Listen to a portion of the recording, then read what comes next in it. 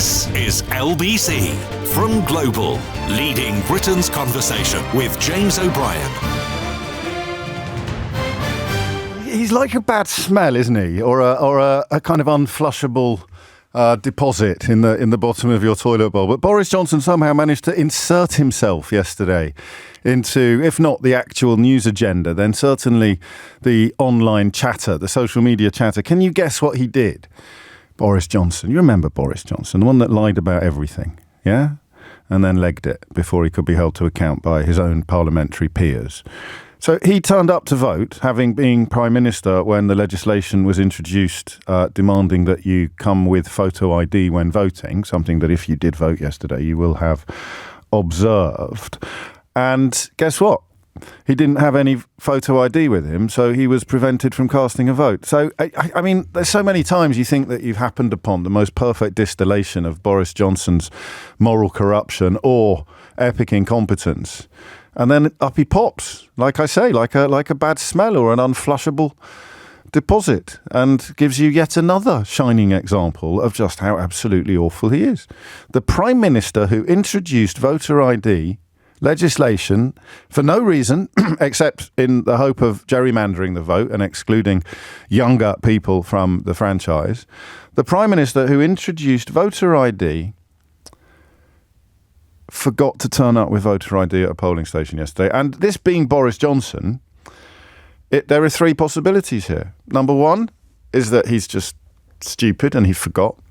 Number two is that he honestly feels, as he felt at school, because his headmaster, of course, wrote about it, he honestly feels that he should not be expected or required to abide by the same rules that the rest of us, the same network of obligations. Was that the phrase that his housemaster used? The network of obligations that bind the rest of us. Because that's the thing about networks of obligations. It's not just about following them for following them's sake. These are the invisible frameworks that bind together societies. We all agree not to behave in certain ways.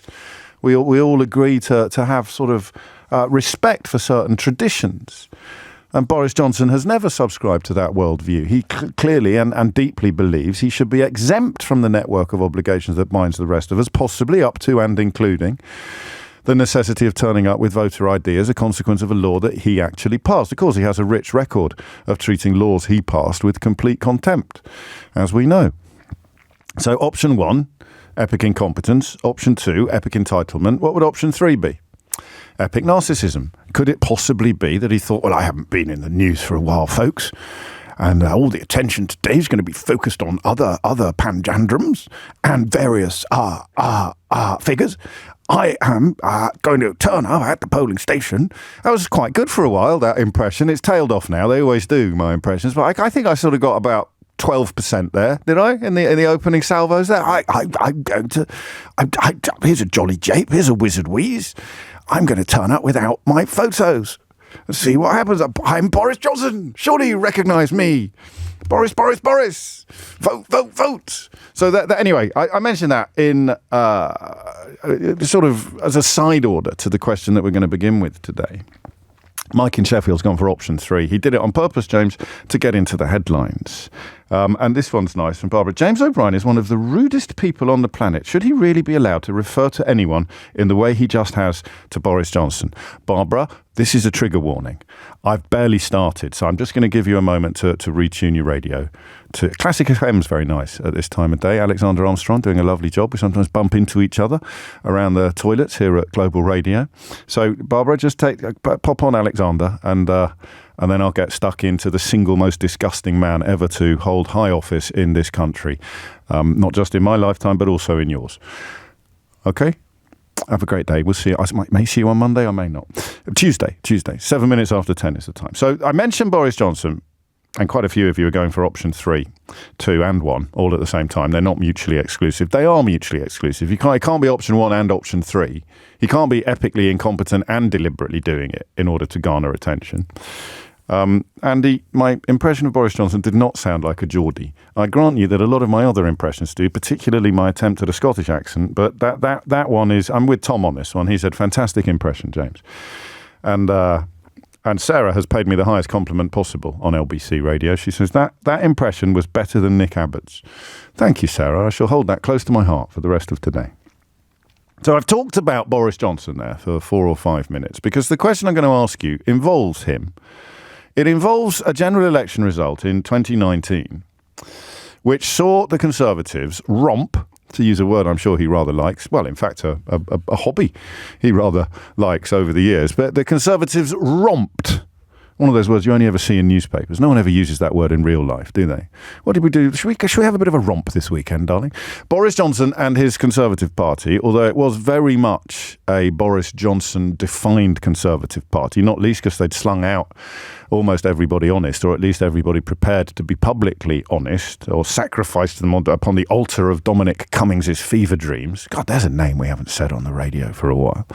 So Boris Johnson romped to an enormous victory in 2019, and there was a sense abroad that the Tories were bedding in for generations. The Labour Party was in complete disarray. The Labour Party at the time was a circular firing squad. The Parliamentary Labour Party had been led for the best part of half a decade by a man who most of the Parliamentary Labour Party, for good or for ill, today's not the day to relitigate that conversation, but most of the Parliamentary Labour Party considered him to be a liability, even as they were compelled by either principle or ambition, or a combination of both, to campaign for him to become installed in Downing Street. So the Labour Party was in complete disarray. The idea when Keir Starmer became leader that he would be able to transform the party at all, never mind this quickly, into an eminently electable operation was fanciful. It was pie in the sky.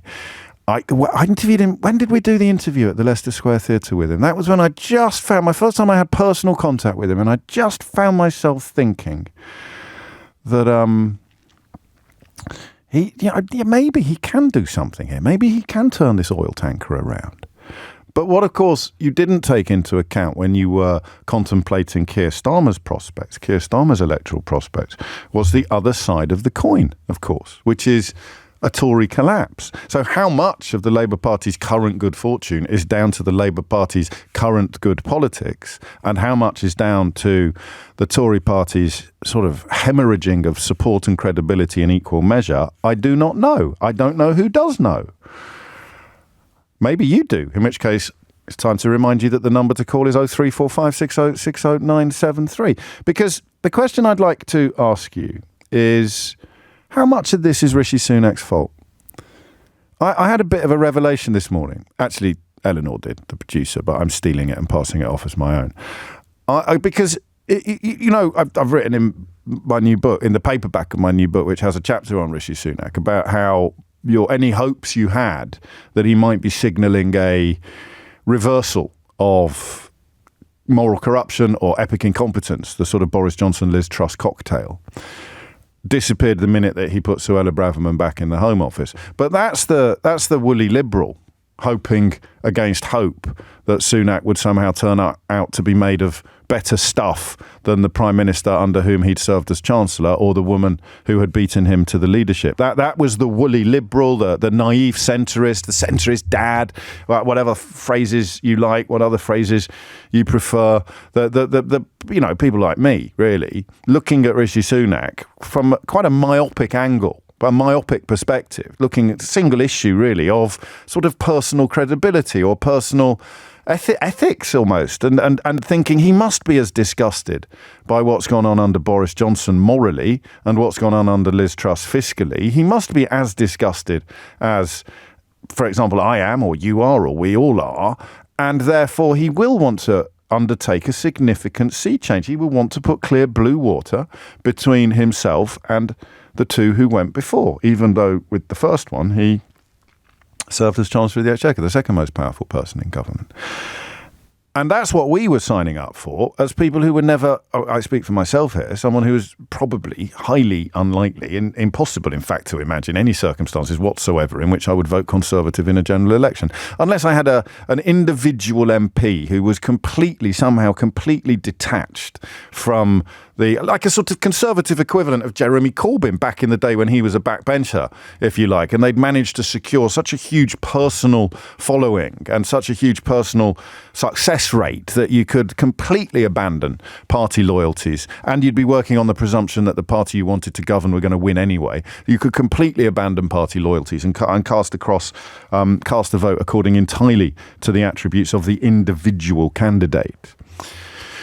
But he didn't, did he? He appointed Suella Braverman back to the Home Office, and we immediately found ourselves going, oh, crikey, he's just as bad as the rest of them. But that won't have resonated beyond the centrist dad, the woolly liberal circle. There's no one in the red wall who liked Boris Johnson's lies and liked Priti Patel's rhetoric about small boats or Suella Braverman's rhetoric about brutalising refugees.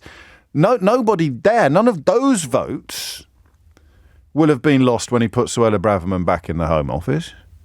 So that analysis, albeit that it's now published in black and white and available in all good bookshops, I think it's even on Waterstone's buy one, get one half price offer this week. So that analysis, although completely accurate, is skewed towards people like me. It's skewed towards the woolly liberal, the centrist dad. Oh, Rishi Sunak, things went wrong for him the minute that he put Suella Braverman back in the Home Office. But that's not true. Because if he hadn't put Suella Braverman back in the Home Office, I still wouldn't be voting for him if we ever get around to having a general election.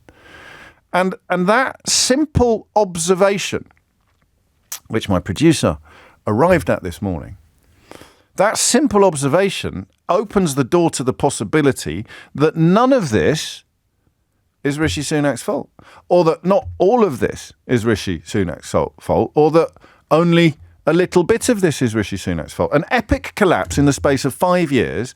So that's 3 prime ministers, 5 years, and from a historic win, worst in 80 years for Labour, to a historic loss overnight, looks like being the worst in 80 years for the Conservatives. Different measures, different natures of elections, but still striking in terms of that span of decades.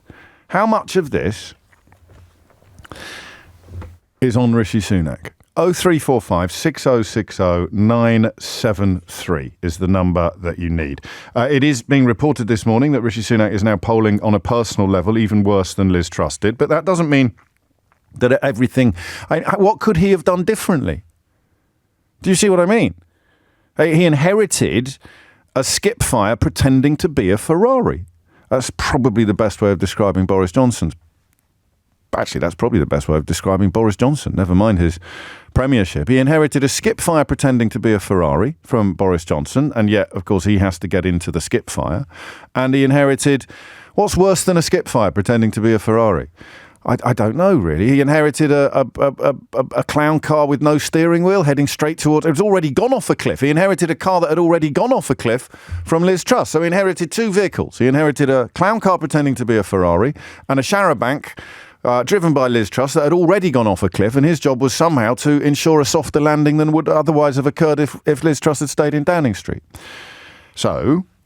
Clever Clogs morning today. I want proper thinking, proper politics. I've resisted the urge to have a coma morning. My coma mornings usually kick in when there's been an election, and I say, can you explain to someone who's been in a coma for the last 5 years how the hell the Tories have managed to go from world-beating election results to absolute carnage? Actually, that's quite a good question as well. I reserve the right to ask you that later. Can we begin with the Prime Minister, though? As I think we probably must. How much of this is Rishi Sunak's fault? In fact, I'll go further, because that way I can become the coconut and you can throw your balls at me. I don't think this is Rishi Sunak's fault anywhere near as much as Boris Johnson and Liz Truss's catastrophes were their fault. It doesn't mean I like him. It doesn't mean I defend him. It doesn't mean that I excuse or exonerate him. I just think he is more a victim of circumstance than a victim of his own failings. Discuss.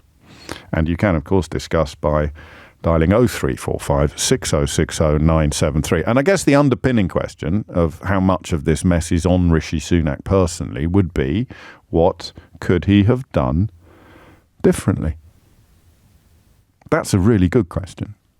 Well, at least in the sense that when I ask you something that I can't begin to answer myself, I always think it's a really good question. There is only one way to find out. The phone lines are open. It's 18 minutes after 10, and you are listening to James O'Brien on LBC. James O'Brien on LBC. 21 minutes after 10 is the time. It is a historically poor performance although results still to come in. Some mayoralties look... I don't know if I should tell you this because I love him like a brother, but a beloved former colleague, formerly of this parish, he has tweeted overnight, and his sources are pretty strong, that the London mayoral result may actually be a shock, which would be a shock. I've run it by a couple of other colleagues.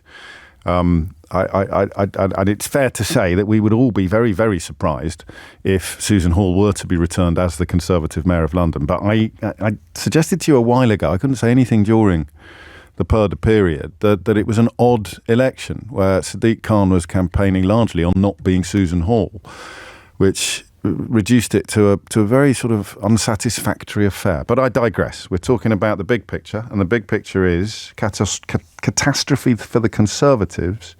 And the big question is how much of the responsibility lies with Rishi Sunak personally. Khalid is in Edmonton. Khalid, what would you like to say? Good morning, James. Morning. Sorry, did I hear that right? You're showing sympathy for our Prime Minister. Is that sympathy is too strong a word, but I am, in an entirely objective capacity, I'm wondering, A, what he could have done differently, and B, how much of the current catastrophe is essentially inheritance as opposed to consequence of his own actions. Okay, so I'm going to go with, it is completely his own fault. I mean, to use your analogy, the car's off the cliff, but he could have pulled the parachute. How? What did the parachute look like? He could have drawn a red line to Boris Johnson and obviously Liz Truss's era and just say, look, enough of lying. And he did actually mention it on the steps of Downing Street, didn't he? A return to integrity was what he said. I think, and if you remember the euphoria, well, there was mild euphoria, wasn't there, when he got elected, the first Prime Minister of colour. There was a sense of, this is very progressive, we finally got moving on. And then the next day he appointed Sir Bradham and carried on with, exactly what you thought the Tories were going to do. I think he could have level set. He could have, really pushed the integrity point and said, I'm not going to have anyone in my cabinet. You're a centrist dad. You're a centrist dad. So you're describing what you wanted him to do. But we're not the people that put Boris Johnson in Downing Street. We're not the people that put Liz Truss in Downing Street. So we're not the people that he needed to win over or persuade or keep in the building. But keeping people in the building is not going to win him the election. Well, it did. The people that won the election... Hang on a minute, champ. The people that won the election in 2019 would categorically, if kept in the building, deliver another election victory in 2024. Of course they would. That's not an opinion, that's counting. But all the polls were showing that they were hemorrhaging Tory voters. So and going down our path, coming down centrist, utopia with us, it's not going to keep the red wall or the sort of reform vote that seems to be taking big chunks out of there. Do you see what I mean? You've fallen right into the trap that I only just crawled out of at 10 to 10 this morning.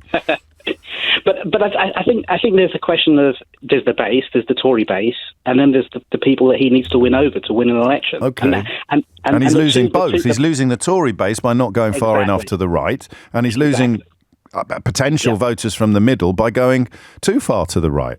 And you've got this issue with Keir Starmer, where actually you've got lots of people voting Labour because they're not Tory. Just what you just said about Sadiq Khan and Susan Hall. There are plenty of people voting Labour is because they're not Tory, and he's got a similar issue, Keir Starmer, in terms of actually. Are anyone actually voting positively for Labour, given where the mess the Tories are in? It's a very, very weird political situation that we're in at present. Actually, no one's actually voting for people who they actually want to vote for. It's almost like vote for the lesser evil at the moment. It's a very strange situation. I encounter some enthusiasm for Keir Starmer, although people struggled then to articulate precisely what it is that they are enthusiastic about. and we come back to your point, which is, well, he's not a Tory. So, that's not necessarily a spectacular political platform. But I disagree with you. I mean, you haven't told me, apart from some nonsense about parachutes. I hate these people who use analogies to try to explain interesting political moments. Apart from some nonsense about parachutes, you haven't actually told me what he could have done differently. Because this is where perhaps even that word you used at the beginning of the conversation, sympathy, begins to kick in. But only sympathy in an unemotional, kind of entirely analytical sense. He's losing votes to the reform people because they're even nastier about refugees than he is, and he's losing votes to the centre or the left because he is so nasty about refugees. I'm speaking very, very loosely. Cost of living, more interest rates, mortgages, all the rest of it, economy. But on that specific issue, which they're trying to oddly keep front and centre, he's damned if he does and damned if he doesn't. Yeah, no, I think integrity would have been the red line, James. My pushback to you would have been if he could have said, look, the Boris Johnson era is gone. No more lying, no more not resigning if you've made a mistake. That goes. If you make a mistake as a cabinet minister, you're out the door. It's as simple as that. Assert his authority. Assert his power. I mean, what was he there? What did he have to lose? I mean, he was only going to be there for 2 years anyway. I guess that puts us in the tricky position of imagining that even die-hard Boris Johnson fans had somehow developed a desire for or a respect for integrity in the intervening years, which is at the heart of this question, actually. So it's such a helpful first call, because it's really hard to pin down precisely what it is that I'm asking you. Who are the people that Rishi Sunak should have been working harder to woo? We have an arrogance, all of us. Some of us, I grant you, more than others. But we have a certain arrogance in imagining that it's us. Khalid just did it as well. He described what he thinks Rishi Sunak could have done to win him over. And I described what Rishi Sunak could have done to win over a mythical me who would contemplate voting Tory. But actually, that's not going to change the numbers, is it? Is it? Who is it then? Is it the disaffected Tory? The Tory who has been... he needed to swap out the 2019 vote, which was built on Brexit lies, and bring back the traditional, natural Tories who have felt completely alienated, there it is, by the moral corruption of Boris Johnson and the economic incompetence of Liz Truss. And that is where Khalid is right, and I am probably a little bit wrong, because those people possibly would have been persuaded back into the fold by a demonstration of sincerity and genuine integrity. And that probably brings Suella Braverman back into the picture. Chris is in Cowbridge in South Wales. Chris, what would you like to say? Hello, James. Good to talk to you. By the way, I just wanted to congratulate you on being higher on the UK bestseller chart than Liz Truss's 2,000. Well, hang on a minute. That's a spoiler alert, isn't it? People like to wait until Sunday before they see this information. But or are you just referring to the online retailer Amazon at this point? I'm referring to the spectators splashing all over social media that Liz Truss is a UK bestseller at number 70 in the chart, but that's by the by. And are you suggesting they've been silent about me marching to number 2 in this week's non-fiction paperback charts for all books sold in the entire country? Surely the Spectator have got at least 4 editorials on that marvellous moment in British history, Chris. I think he's just curious by his absence, don't you? I digress. What did you actually ring in to do, apart from shower me with love and affection? Well, in response to your question, is this Rishi Sunak's fault? I'm going to give you a weird answer. It is and it isn't. Go on. And I like your car crash analogy. Basically, after Johnson came in, Johnson did everything he could, like that trolley slamming into every side down the aisle, taking the car, smashing the car to pieces, and then basically Liz Truss literally slammed it into a wall, and then they handed over to the runner-up. Let's not forget that. He wasn't the winner of that contest, and then said, here you go, chum, have a go at making a winning car out of that. Yes, and then that's kind of that. I like, I nearly slammed on the brakes then for your extraordinary analogy, but it works quite well. He was handed an absolute mess and told, come on then, turn it into a Formula One car. Exactly. And then he got behind the wheel and then slammed it into reverse and pushed into the other wall. I mean, his inexperience has been his, I think, greatest enemy. He is his own worst enemy, because he comes across a little bit like C-3PO. Everything sounds very scripted and prepared, and it just doesn't feel authentic. And he's literally within hours of standing in an election giving his IPA speech, and then puts Suella in, which totally undermines everything he just said. And then he goes on about his 5-point plan or his 5 pledges, and then that doesn't work out, we move on. And the people around him who are advising him obviously are as inexperienced as he is, and it's just one wrong footing or one wrong political move after another. A little bit like Hamza Youssef, who made that, under the quoting him, miscalculation of the human element. Sunak's obviously got better paid advisors around him, but they're advising him the wrong thing. And it's literally they're just like watching another car crash in reverse, in slow motion, as he makes one bad decision after another. And him going on about his plan at square one, it just... So you're right. Okay, so he inherited an absolute mess, and he's also really bad at this. Yeah. I think he's very good like at being that. an exchequer. I like that, but the question of what could he have done better is still largely unanswered. Chris, thank you. A couple of phone lines free now. 0345 6060973. How much of this is Sunak's fault? And there is a mild consensus that not all of it is, although disagreement on how much of it is. But the question of what he could have done better is one that I'd love to hear you answer. And actually, this has worked in the past. We have somehow managed to create a safe space for disaffected traditional conservatives, people who have voted Tory all their life but have told me on several occasions they won't be able to do so for the foreseeable future. I'd love you to tell me what you think Sunak could have done differently. What are the decisions, the directions that have seen him put ever more space between himself and you? 0345 6060 973. Thomas Watts is here with the headlines. James O'Brien on LBC.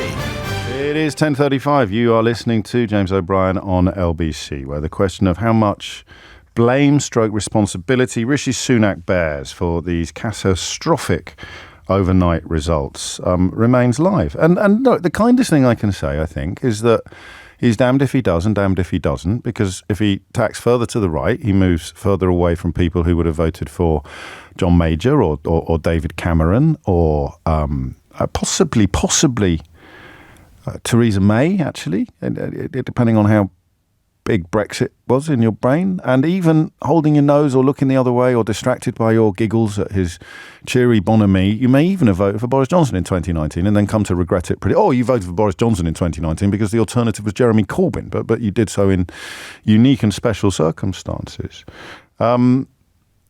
And then, of course, if he goes the other way and moves towards the middle, then support perhaps for the people who promised to be even viler towards refugees, usually an organisation that involves Nigel Farage in some capacity or other, would perhaps secure even more support from the outer fringes of the Tory party. 10:36 is the time. Lenny is in Putney. Lenny, what would you like to say? Morning, James. First-time caller, big fan, but Thank that's you. probably because we're on the same political zone. My thoughts are that you're right, that, I'm not sure this is necessarily what you're saying, but that Sunak is pretty blameless, or relatively blameless in the scheme of things. He was dealt an appalling pack of cards by his appalling two predecessors.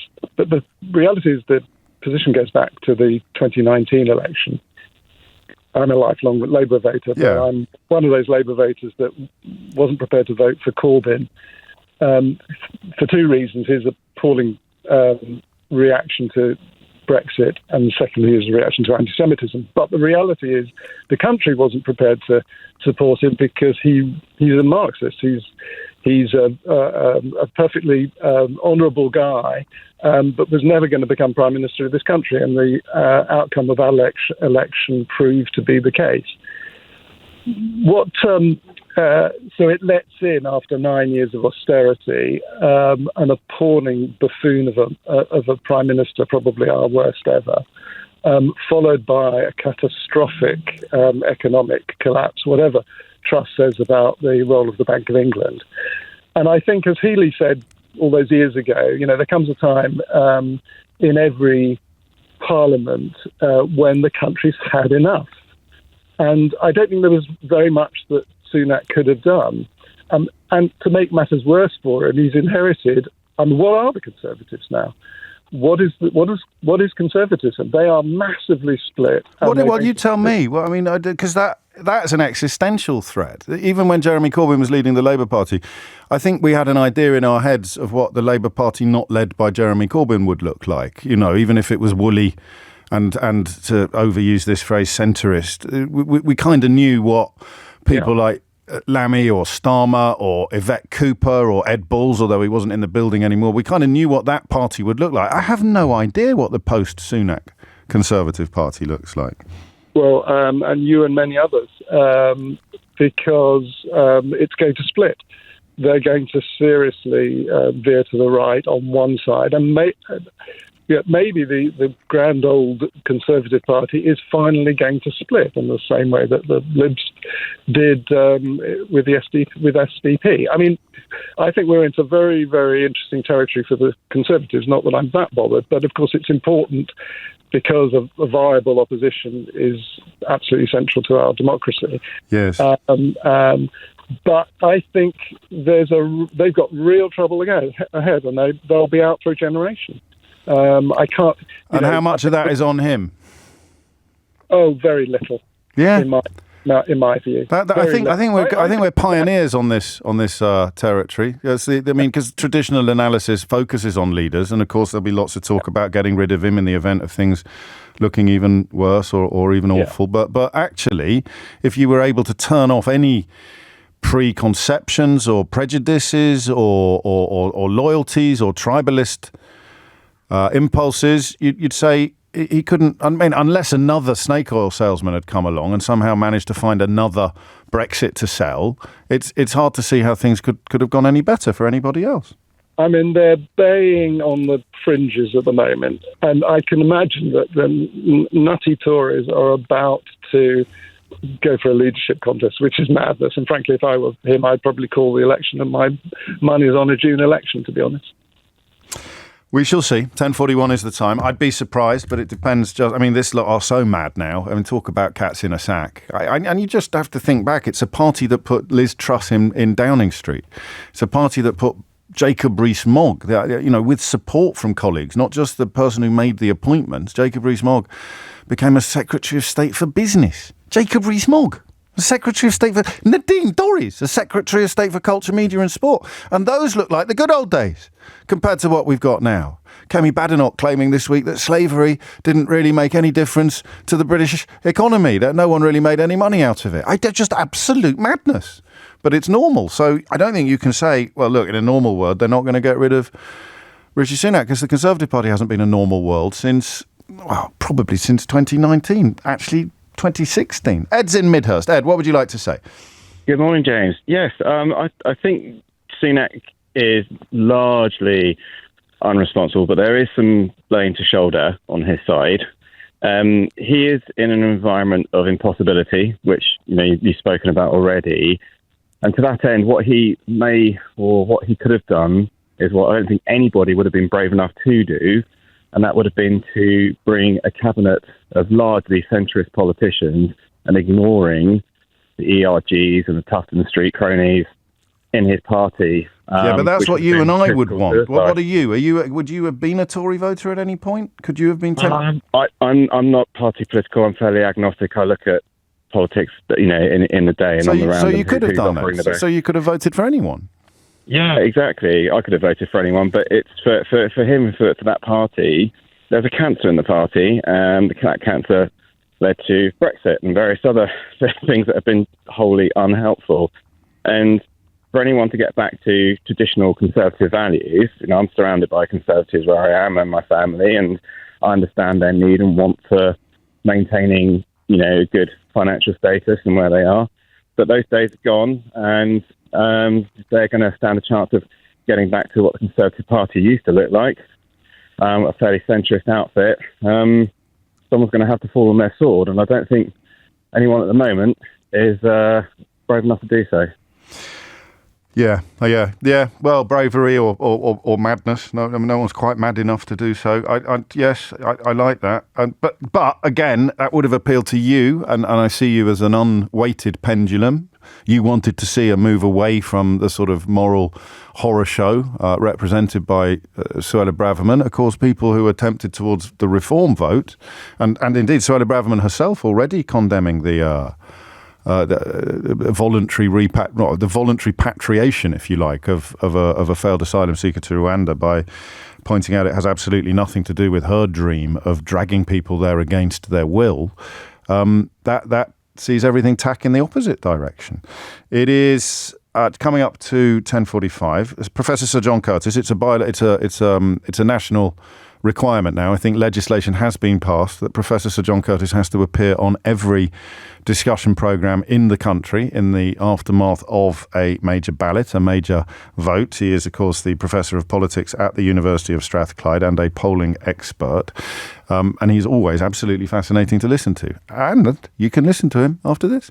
James O'Brien on LBC.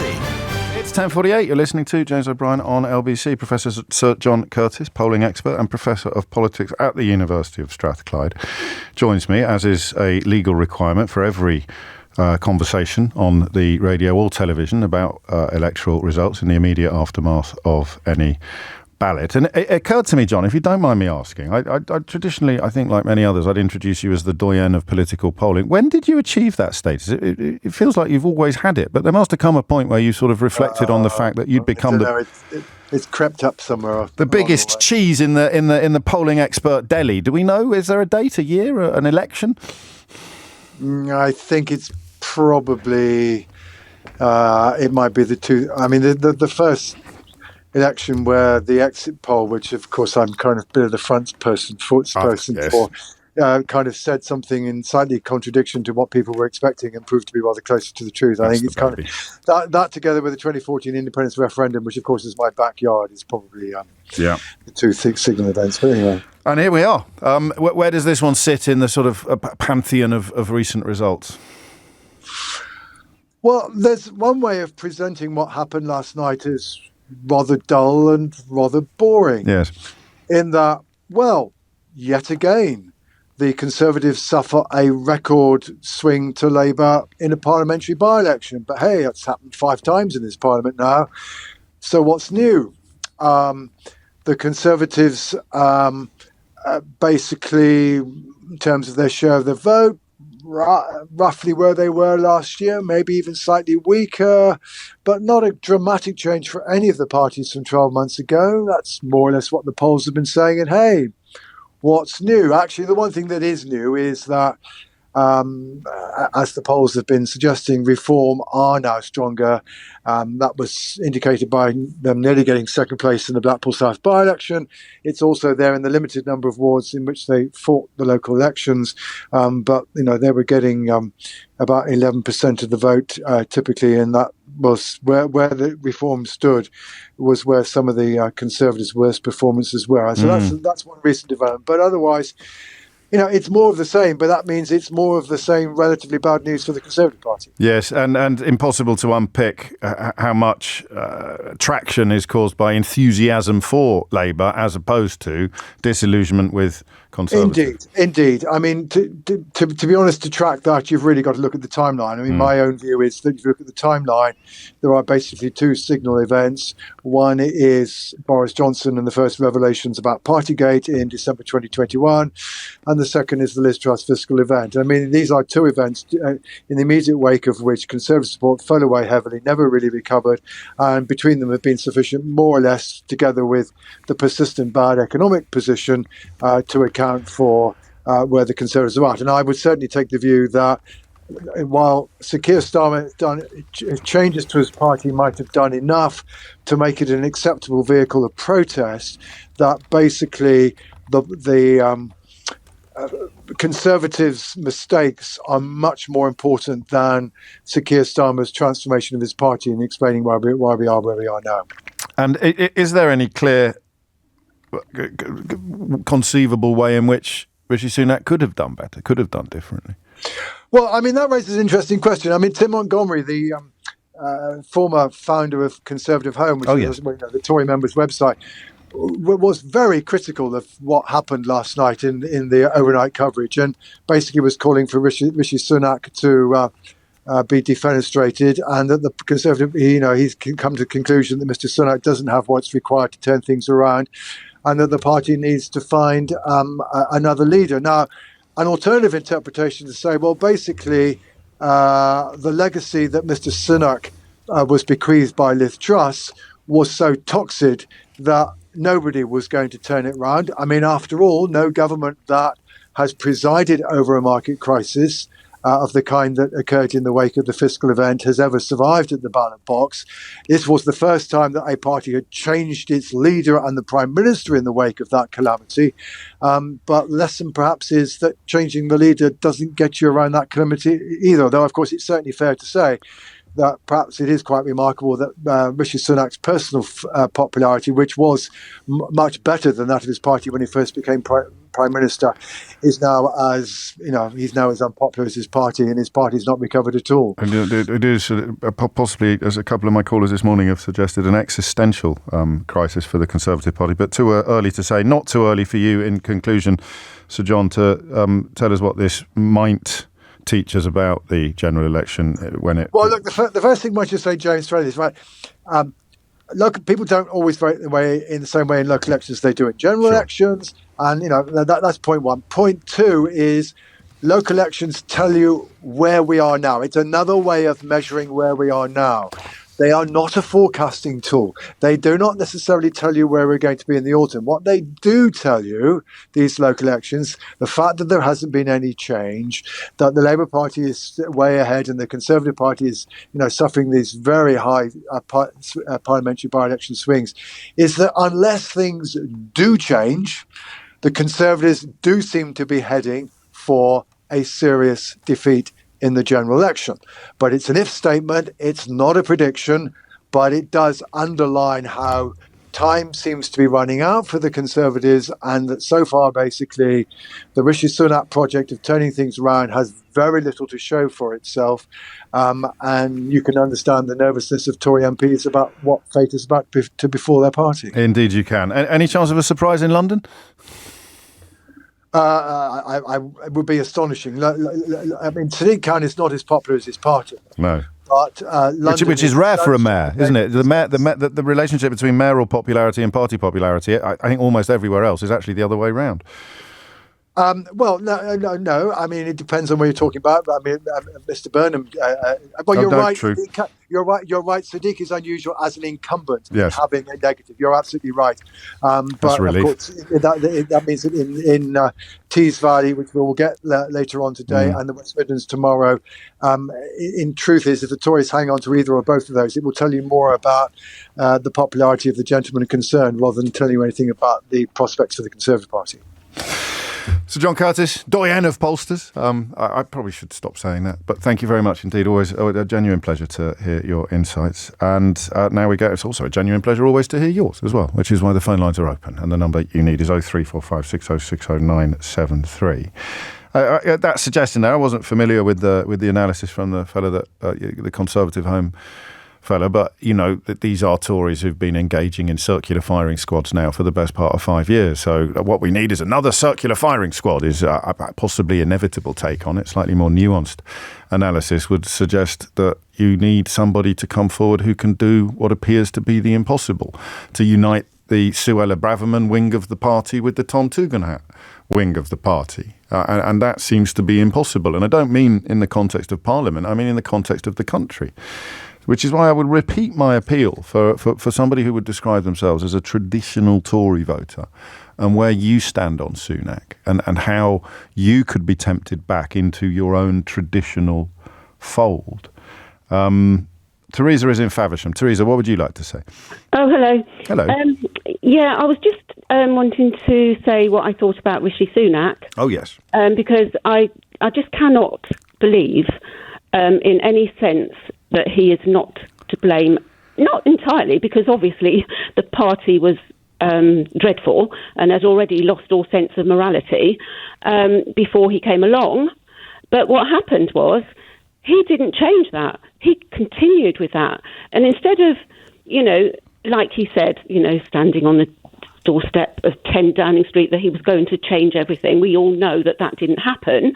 Well, he could have done that. He could have made sure that everything that he did was in the best interest of the country, and that he was actually there with that position to change things and make the country better. And obviously he wasn't going to solve all the problems. So what could he have done then?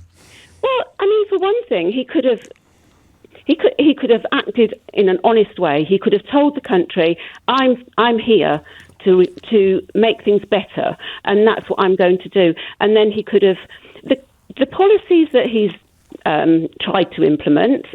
Some of them he's got through, some of them he hasn't. They've not been in the best interest of the country. I mean, for example, we all know, don't we, the Rwanda scheme. That's not in the best interest of anybody. No, but there's no earthly way Rishi Sunak could have abandoned the Rwanda scheme. Or is there? I mean, could he have just said to the nasty wing of the party, why don't you all clear off with 30p Lee and join that funny fella over at the party where Farage is the majority shareholder? I mean, could that have actually changed the... How much of the party would that have involved? Yeah, but if he was... genuine about wanting to do the best for the country, that's exactly what he would have done. And I think, and I feel quite strongly about this. I can tell you do. I'd like somebody to tell me, something different that would change my mind, but I haven't heard. He did not particularly come into politics for the best interest of the country. Now, no. That's been a long time now since that's happened, hasn't it, unfortunately? And Brexit, I blame for that, because you got Boris Johnson telling all those massive lies, knowing exactly what he was doing, knowing exactly what devastation... Yeah, but you can't... But the people who believed those lies aren't really ready to be rehabilitated, are they? So this is why I have more sympathy for Sunak, in an intellectual, not an emotional sense, than you do, because he's brought it all on himself. But I have more intellectual sympathy for him than you do, because... I don't see what he could have... I mean, if he'd done what you describe, then the party might be in an even worse position, but you'd be happier. Well, the thing is, I believe that the party would be in a better position, because what they've done is they've treated British people as though they're stupid. And I don't know if I'm sure I'm not the only one, because I've spoken to other people. I feel actually embarrassed and ashamed. If I'm abroad... and I say I'm British, I think, oh, God, because it's a shame on us all, what they've been doing. They've broken the ministerial code how many times? They just do it. Doesn't matter anymore. All the time now. Yeah. There's no morality. There's nothing, that you can say is no integrity anymore. And there's none. And Rishi Sunak, you see, I think, now this is my opinion, and I haven't got any... no, of course. We've got as much as anybody else has. I believe that Rishi Sunak is motivated by money only. And I think a lot of people are like that. And prestige, Teresa. Don't underestimate prestige, because he's got loads of money. And if he was lying in bed at night wondering what was missing from his personal arsenal, status would be on the list. Status and public approbation. Well, see, I'm not sure about that. No? No, I don't know. I think it's more money. Because I know he's extremely wealthy, but when you think about it, what he's done since he's been in government is the biggest achievement that he's had is making his family even richer. They've managed to get contracts for Infosys from all kinds of public sector roles, and that's what he focuses on. Now, I read that he gets up early and he works all day until late at night. He's not a lumberjack. Yeah. Well, I don't know. No, I don't think he would be a lumberjack, would he? He probably wouldn't be able to lift much. Anyway, I'm not going to be rude. Teresa, honestly, wash your mouth out. You've taken me way past the news because I was enjoying listening to you so much. I'd completely lost track of time. Thank you, Teresa. I'd not a lot of sympathy for him then. A fairly lonely battle that I'm fighting this morning, but it's not without, I think, evidential heft. 11:01 is the time. You're listening to James O'Brien on LBC. James O'Brien on LBC. It is 5 minutes after 11. Teresa, I think quite rightly, garnering an awful lot of support. I'll tell you what, Teresa, if you ran for office, I think you'd romp home. Awful lot of admiration and support for your points and your thinking, albeit that it's still, I think, is susceptible to the kind of perspective problem. You describe what you wanted him to do in the belief that would deliver a better result, but it would at least deliver a better political landscape if he abandoned some of the worst excesses of his predecessors, whether incompetence in Liz Truss's case or something more abstract and ugly in Boris Johnson's case. Certainly the sort of wooing or the weaponising of really ugly ideas that Suella Braverman represents. Then public discourse would have improved, but We've learnt in recent years that when proper politicians attempt to stick to the facts, stick to the truth, sanitise public discourse, then old Nigel will pop up in the wings, hoovering up all the people who relish the unpleasantness and the bigotries and the prejudices. And that, I think, is the closest I got to a breakthrough in that hour. There's just the idea that they can't do anything until they stop wooing the same people that far-right parties are wooing, or extremely right-wing parties are wooing. One of the Reform people was talking about his comfort at watching refugees drown in the sea the other day, and then denying that he'd said it, even though the tape was in front of people. So that may be, and how far off is that day? Someone sits down in Conservative Central Office and says, we've got to stop going after, essentially, the Brexit rump. We've got to stop going after that Brexit rump and start actually chasing. I mean, think about young people for a minute. I haven't seen any demographic breakdowns, but the Reform Party, which I told you was going to start doing well because of the amount of attention that the media was giving it. You're a Green Party politician who's dedicated your entire life to public duty, like Caroline Lucas, who was a guest on Full Disclosure recently. You must sit there looking at, and here's Richard Tice, you must sit there thinking, but why are they getting so much attention? Here's Nigel Farage using his Question Time season ticket, and you're a Liberal Democrat MEP, for example, 10 years ago, with just as big a mandate that he has. Why do the media give these people from the right, further right than the Conservative Party? You may not be comfortable with the phrase far right, but you can't argue with further right, or even further right than the Conservative Party. You can come in and have half an hour behind the microphone if you want, but I haven't seen a Green MEP in this studio for a million years. It's strange, isn't it? Not just this studio, but all of them. And so when do the Conservatives get back into what you might call electable territory?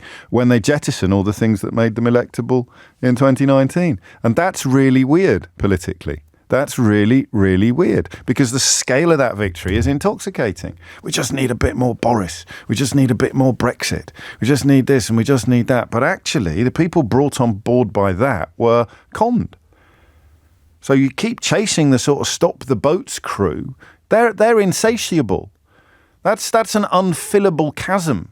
However vile you are, even if we started publicly executing refugees, someone would be popping up to the right of the people publicly executing refugees and claiming that we're too soft on them, claiming that we need to bring back disemboweling, hanging's too good for them. Do you see what I mean? That impulse that some people feel activated when Farage starts rubbing his thighs in Dover with his Fisher-Price binoculars, looking at desperate people facing death in boats. And then a few years later, people like James Cleverly, previously close to respectable, starts abandoning his own conviction that the idea is absolutely bonkers and pretending instead that it's both sensible and humane. That's when the madness becomes potentially terminal. I think. I could be wrong. But then you look at Trump and you think, no, actually, let's just be even more disgusting. That could be the key difference between the United Kingdom and America, in that let's be even more disgusting model doesn't really work here. But then we've never had anyone who is as, quotes, good, end quotes, at it as Donald Trump. We've never had a demagogue of quite that. It's a combination of his perceived wealth as opposed to being a sort of failed city spiv or someone who inherited. People think because of The Apprentice that Donald Trump is some sort of business genius. The Apprentice, of course, is a reality television show and therefore, by definition, not reflective of reality. But that's what people say. That unique combination of circumstances created a space in which the promise to be ever more disgusting towards other people, whoever they may be, became irresistible for enough people to deliver electoral success. Now, I don't think that could happen here. I suppose the most obvious candidate would be Suella Braverman, possibly Kemi Badenoch, honest Bob Jenrick, trying to become that kind of character. But none of them, I don't think, possessed of the sort of unique, sinister alchemy that bubbles away within Donald Trump's curiously coloured head. 11 minutes after 11. So, I mean, staying with the Sunak question, but let's broaden it out now into the Conservatives. question of why is Sunak so bad at this? That's possibly the question that Theresa has prompted. Let's put that on the board. Why is Sunak so bad at politics? Or what is it about him that makes you conclude that he's just awful? 0345 6060 973. But let's have a look at that. And again, I issue my invitation to what you would call disillusioned or traditional conservatives who can't conceive of voting for them in the current space. Are they done for? I mean, as a parliamentary party, what on earth are the Conservatives going to look like after the general election?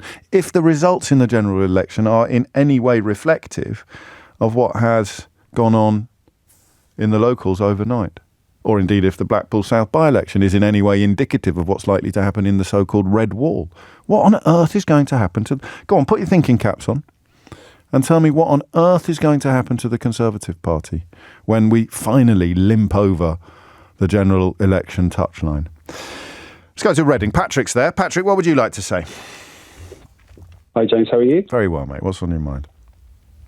So I'm going to try and answer your kind of 3 positive questions. So I think with regards to kind of what's going wrong and etc., I think it's a combination of kind of 4 or 5 things. So one, so John Curtice was actually on the news earlier, and he mentioned the general apathy of a party being in for a decade and a half.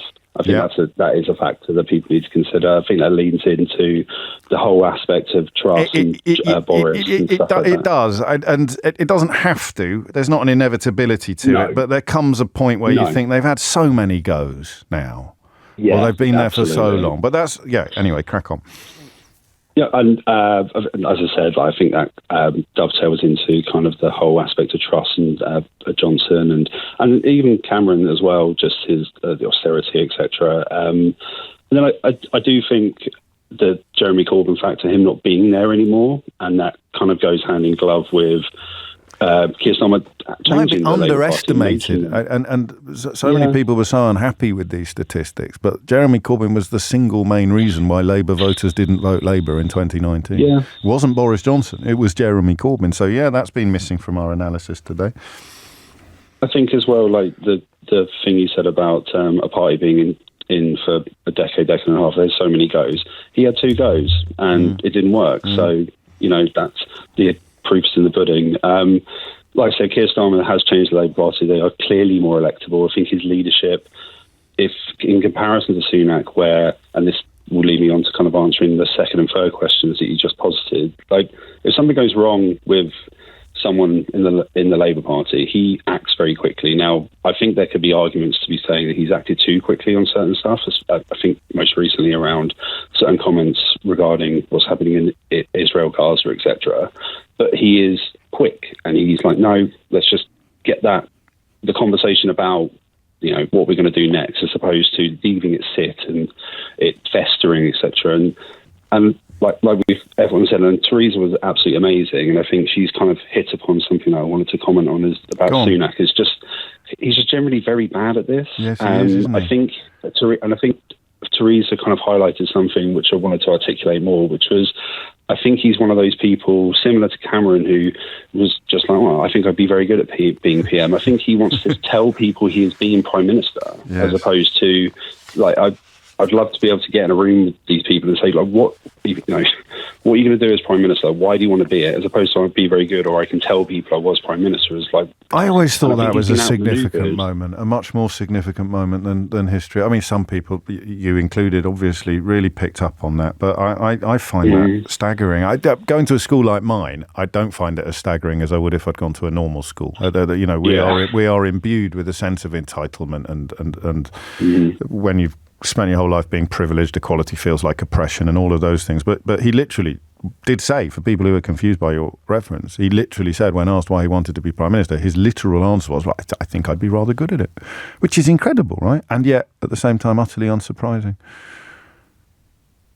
Yeah, and with regards to Sunak being really bad at it, I think the most obvious one is the kind of situation with Suella Braverman. I think prior to him even bringing her back, like, there's the whole aspect of them making a deal, which he referenced in with her resignation, or I say essay, it wasn't really a letter. And like the aspect of saying, well, I've done to you something, you get me my job, but also like the multiple kind of occasions prior to that, which he was going against kind of party lines or just saying awful stuff, and he just wasn't doing anything about it. I also think a factor that hasn't been kind of considered would be he's being attacked on multiple sides, but he's doing nothing about it. Like, obviously being attacked by Labour with regards to their base, and sorry, not their base, like the general sort of voters that are voting for them. The Lib Dems obviously are coming after people that are in that coalition as well. But I think with reform, I think Sunak has actually made it a lot worse than he should have, or could have, because he's generally quite bad at this. I think the debanking thing that Farage was shut up about, if Sunak had just not given him the attention, then it goes away. Like, Farage he can go around to all these studios and stuff. And I know you say it so eloquently about the fact he's just got a season ticket to all these places. If Sunak doesn't give it the sunlight, then it doesn't become a factor. And I think to answer... Well, that's what I meant when I said they've got to stop chasing those Brexit stop the boats people that Uncle Nige is the sort of patron saint of. Yeah, and I think really quickly, because I know we're past... we are, go on, crack on, well done. But final thing would be, I think what happens next is that a deal with the Reform Party happens after the election, not before. And I think... Although Reform keep insisting that could never happen, since when could you take anything that Nigel Farage had said with anything other but a large pinch of salt? Patrick, that's first-class analysis. A lot of very kind messages coming in about the quality of the callers today. I am a mere vessel through which they pass for your illumination and delectation. But Teresa and Patrick and everybody else doing us all very proud today. I do, however, the problem is that, of course, there's loads of people waiting to answer the questions I've already asked, and then, like a very annoying schoolboy, I start asking more questions. Why, Dad? Why? But I do want to know what we think the future holds for a Conservative Party that currently contains both Suella Braverman and... Who would you say now? Let's do that as a WhatsApp as we head towards a little hiatus. Who would you say? So I use Suella Braverman as the example of one extreme of the Conservative Party. In terms of serving MPs in the Commons, so you can't have Ken Clarke or Rory Stewart or anyone like that. If I offer you Suella Braverman as the extreme right of the Conservative Party, who's at the opposite end of the Conservative Party? Send me your suggestions for that one now. You can 0345 6060 973 is the number that you need for WhatsApp, or you can, of course, text 84850. 11:18 is the time. James O'Brien on LBC. 21 after 11 is the time. Ollie's been in touch. How much different do you think things would have been if Sunak had been honest about the situation he was taking over? He seems to come in the first moment up until now would talk about everything being rosy and okay. When Keir Starmer took over, the first thing he did was lay out the issues in his own party and explain how he would address them. That's quite interesting. But I don't think that... Or maybe Sunak could. Could you, as Chancellor of the Exchequer, Keir Starmer held senior roles under Jeremy Corbyn? Can you then arrive in the big job and say, right, we've got some Augean stable level cleaning up to do, lads? I think you could, actually. I think I agree with Ollie. I thought that he might have a go at that in the very, very early hours of his premiership. I was obviously very, very wrong. 22 minutes after 11 is the time. You sometimes, you're very unfair to me. Because or maybe I've asked the question wrong. I can't tell whether you're being serious now with your suggestions on if Suella Braverman is on the extreme right of the Tory party, who would be on the opposite end of the spectrum. So I'm talking about One Nation Tories or centrists or wets, if you like, I think, as Margaret Thatcher called them, or liberal conservatives. Quite a few suggestions for Tobias Ellwood, for example, which I think is fairly sound, although, of course, he had to resign as chair of the Defence Select Committee after calling for more engagement with the Taliban. But some of the suggestions, Gillian Keegan is a suggestion. The problem is it's so hard to keep up with who's going to be there after the next election, isn't it? I think Ellwood is. But I just thought for a minute I was going mad because 4 or 5 suggestions that Philip Davis should be on that list, who's married to Esther McVeigh, I think. But then I saw it's the same person sending it 5 times. So you're obviously trolling me and I busted you, so stop it. So who would be there? Who would be the opposite to a woman whose nickname is, I think, fairly or unfairly, Cruella? Who would be the nice Tory that you would point to as the sort of opposite pole to a Suella Braverman character? 23 minutes after 11 is the time. Phil's in Worksop. Phil, what would you like to say? Wow, isn't the Tory party different compared to what it used to be a few years ago? I mean, oh my goodness me. I don't even know where to start. I mean, I go and look at the coalition government, for example, with David Cameron and Nick Clegg, and I remember the big society. Do you know what I'm on about when I say that, James, right? Yes. He was giving that speech of, together we need to be in it, and it's only going to work if we come together and work together. You can't imagine Rishi Sunak saying any of that now, because it seems to be that divisiveness wins. It's hey, let's say something controversial about trans people, or let's say something controversial about immigrants because we want to attract that kind of market. And it's actually really sad, because you're losing those, if you like, sensible Tory voters to just absolute nonsense, if I'm honest. It just seems to be stop the boats. I couldn't have imagined that being a tagline for the Tory party a few years ago. And stop the boats, it's meaningless. It's actually quite offensive, in my opinion, as well. I mean, more focus is needed on the cost of living crisis. I think if he'd have gone into the election going, hey, we know things are pretty bad right now, the economy is not great, but we have got a plan to make this better, I actually think they would have picked up a lot more of the sensible Tory vote, in my opinion. Yeah, but it would have how much denigration of what went before would that have involved? Because, I mean, the problem with someone like Braverman is he tries to keep her sweet and she stings him anyway.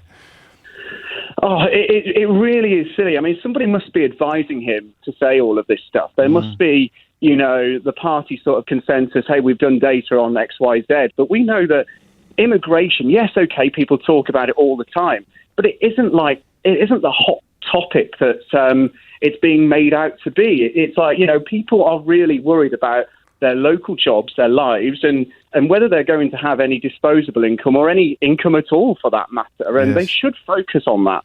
Yeah, I mean, you make it sound bleeding obvious, Phil, if you don't mind me saying so. I mean, what are you going to do? What are you going to do? It seems like they just seem to be, wanting to take the reform vote, which I kind of understand, but then that is a vote that's only short-lived, isn't it? Yeah.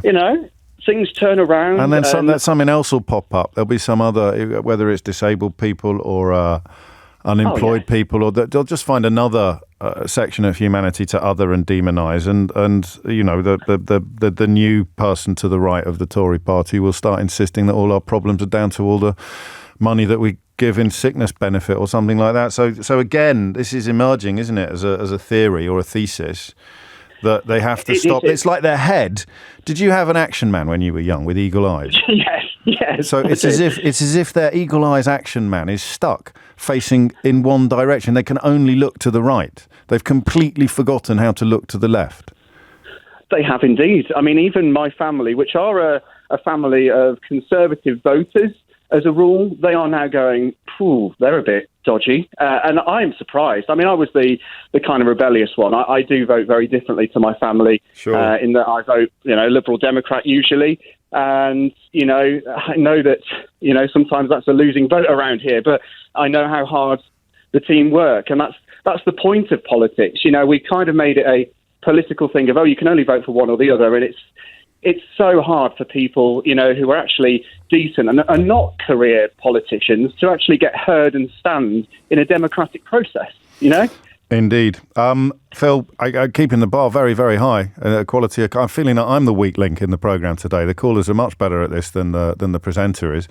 I'm not sure why. Somebody told me earlier that it wasn't working on the phones doing analysis of the overnight election stuff. But hey, we're rule breakers in this slot. Rule breakers, not rule takers. There are rumours afoot in Tees Valley. Emily Craigie, LBC's reporter in the northeast, is there. Have you been there all night, Emily? Would you like me to send up some espresso? No, I've been very lucky. I've just been here since this morning, so feeling, very fresh-faced. Good. But yes, we're expecting a result here very soon. And I read somewhere that Labour had already conceded. Yeah, I mean, we've been hearing rumours all week, and Labour have been briefing out, I think, to, avoid a big shock on election day that it's looking like Ben Houchen's going to win for a third term. Now, we've had two sort of results from council areas in already, and Ben Houchen has won both of those. So it is looking like he is on track for that third term. Well, do we know what he's done right that Tories elsewhere in the country appear to have done wrong? I mean, I think for him, he's got a huge profile in this area.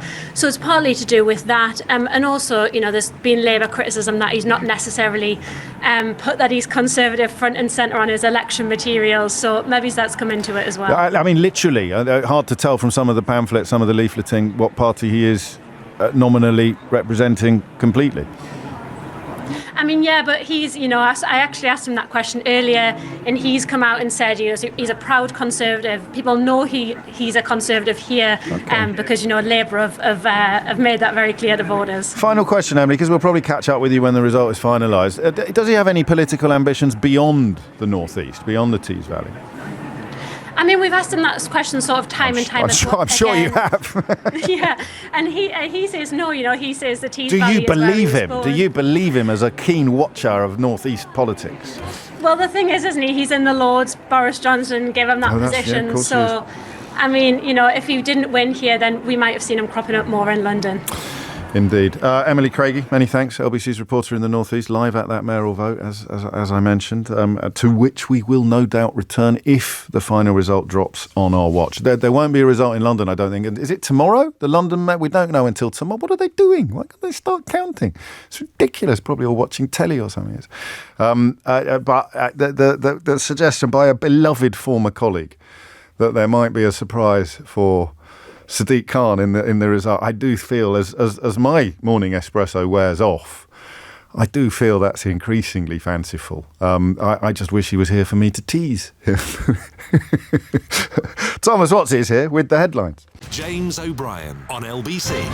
11:34 is the time. Lewis Goodall joining me in just after 10 minutes or so to cast his expert eye over events overnight. Lewis, of course, becoming a particularly shiny jewel in our weekend scheduled crown on Sunday morning. I mean, we speak quite disparagingly about 30p Lee and his mates, so we should take a moment to congratulate Reform UK on their results. They have secured 0 councils and, at the moment, 0 councillors. But here they are all over your media, nonetheless, popping up soon on a phone-in near you. That's 0 councils and 0 councillors, as things stand. Whether that's likely to change in the course of the day, I do not know. But what an odd country we are, eh? Tom's in Winchester to steer us back to the broader question of Conservatives. Tom, what would you like to say? Good morning. I left the Conservative Party membership and voting for them in 2016 over your favourite referendum. Yes. Ironically, that's when I started listening to yourself. I would vote Conservative again. I haven't voted Conservative since that day, but there's a few steps that I would take. If I was to try and appeal to people like myself, if I was Rishi Sunak, I would look to start the mayors. So, with Andy Street in Birmingham, he's got a very positive brand locally because he's not been a complete Fruit Loop and he's almost distanced himself from the party in Westminster. And to give them credit, people like Sadiq Khan and Andy Burnham also are positive mayors for their areas. I think the whole mayoral thing's been a very positive thing for the UK in general. I would remove the red wall Tories. I think nearly all of them have been utterly useless to the brand. I think all they've done is cause more issues than positives. With the election looming, I'd look to stuff like PR, the proposition, yes, split the party in half, get rid of the right wing.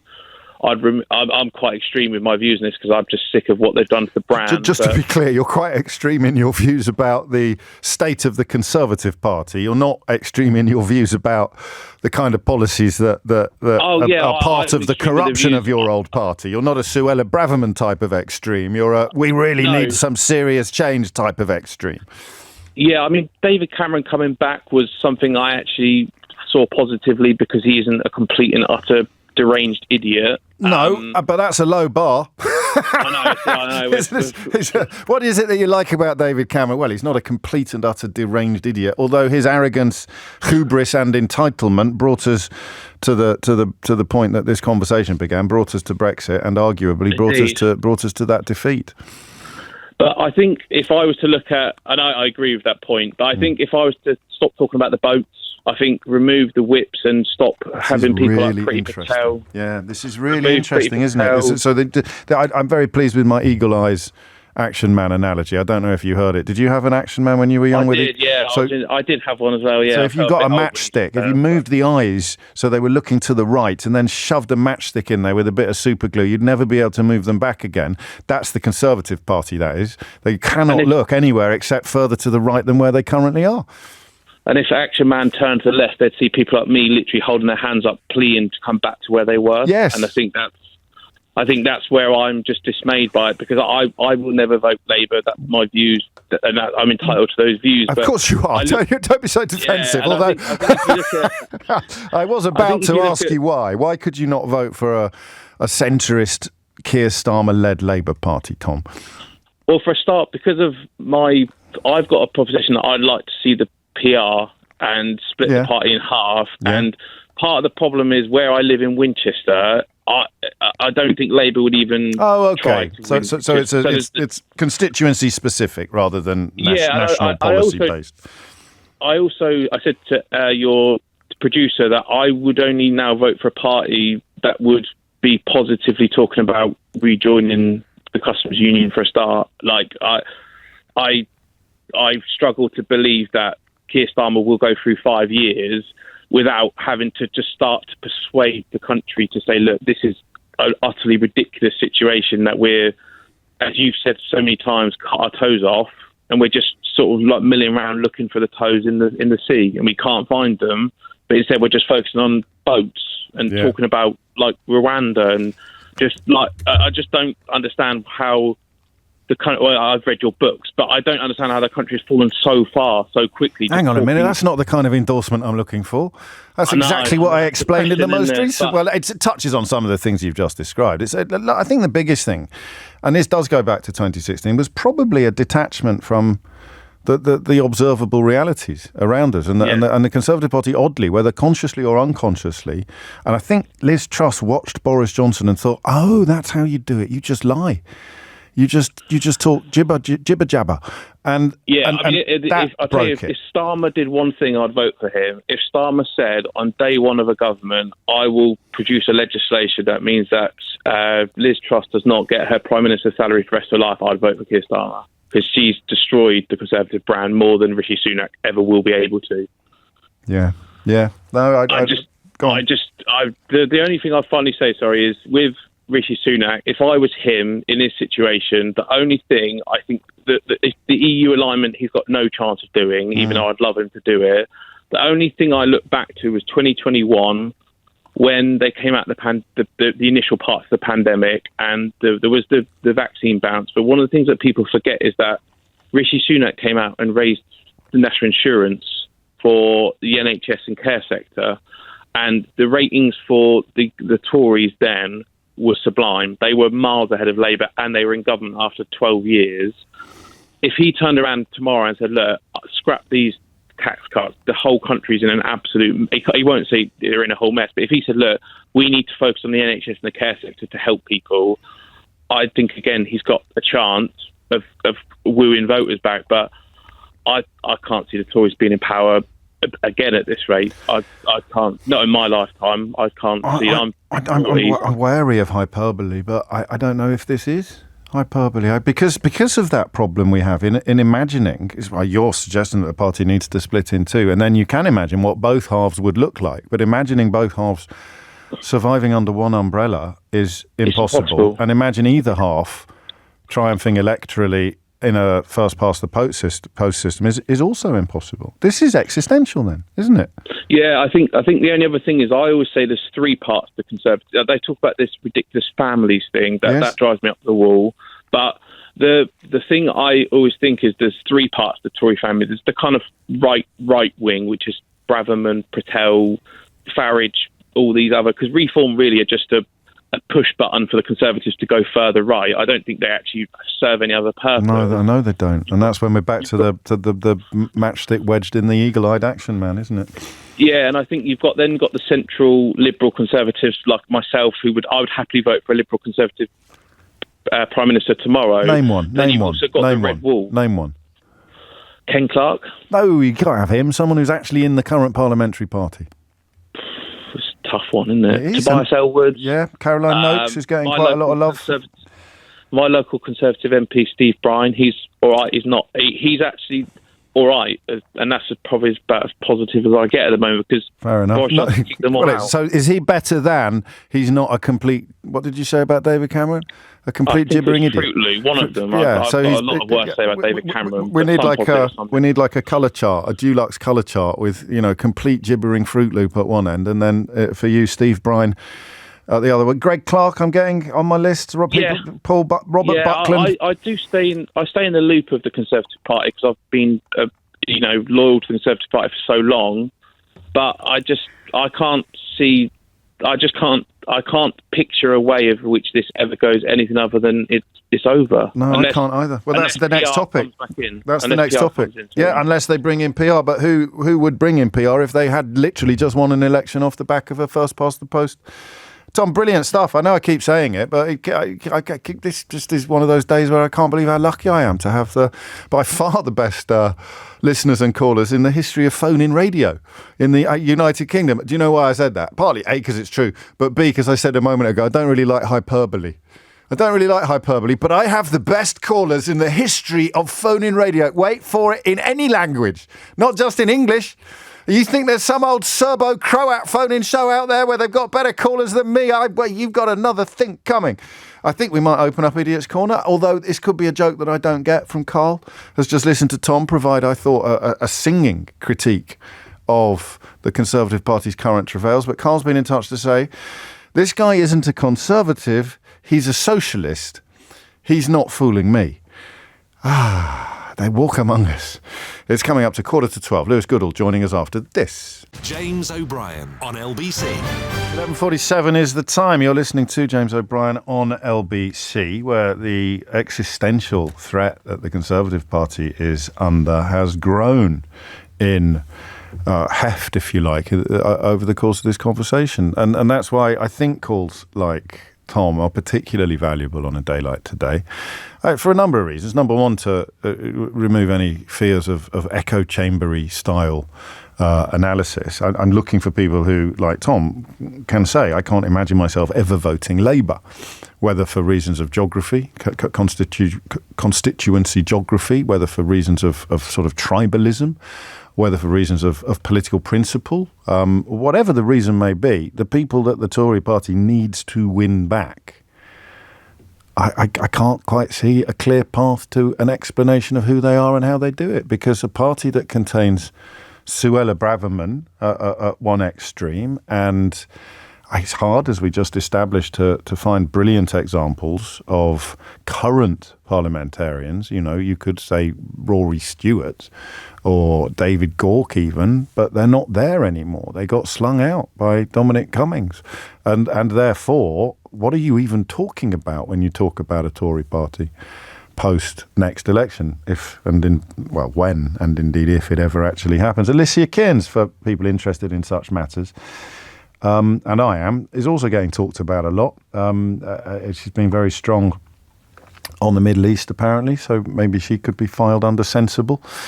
Lewis Goodall is with us. Lewis, as you know, is starting a new show on this radio station on Sunday. Does it have a name, Lewis? It's very imaginative, James, yes? And you'll understand we took a long time to come up with it. It's called Sunday with Lewis Goodall. Is that why you had to move from Fridays? Well, we decided that it wouldn't really work on Fridays. We went through the full iteration of every other day of the week, and we decided that Sunday was the apposite place. It's a natural home for Sunday with Lewis Goodall. Yeah. I couldn't agree more. And it is in the plum slot. It's the 10 a.m. slot. 10 till 12 from Sunday. 10 till 12, part-timer.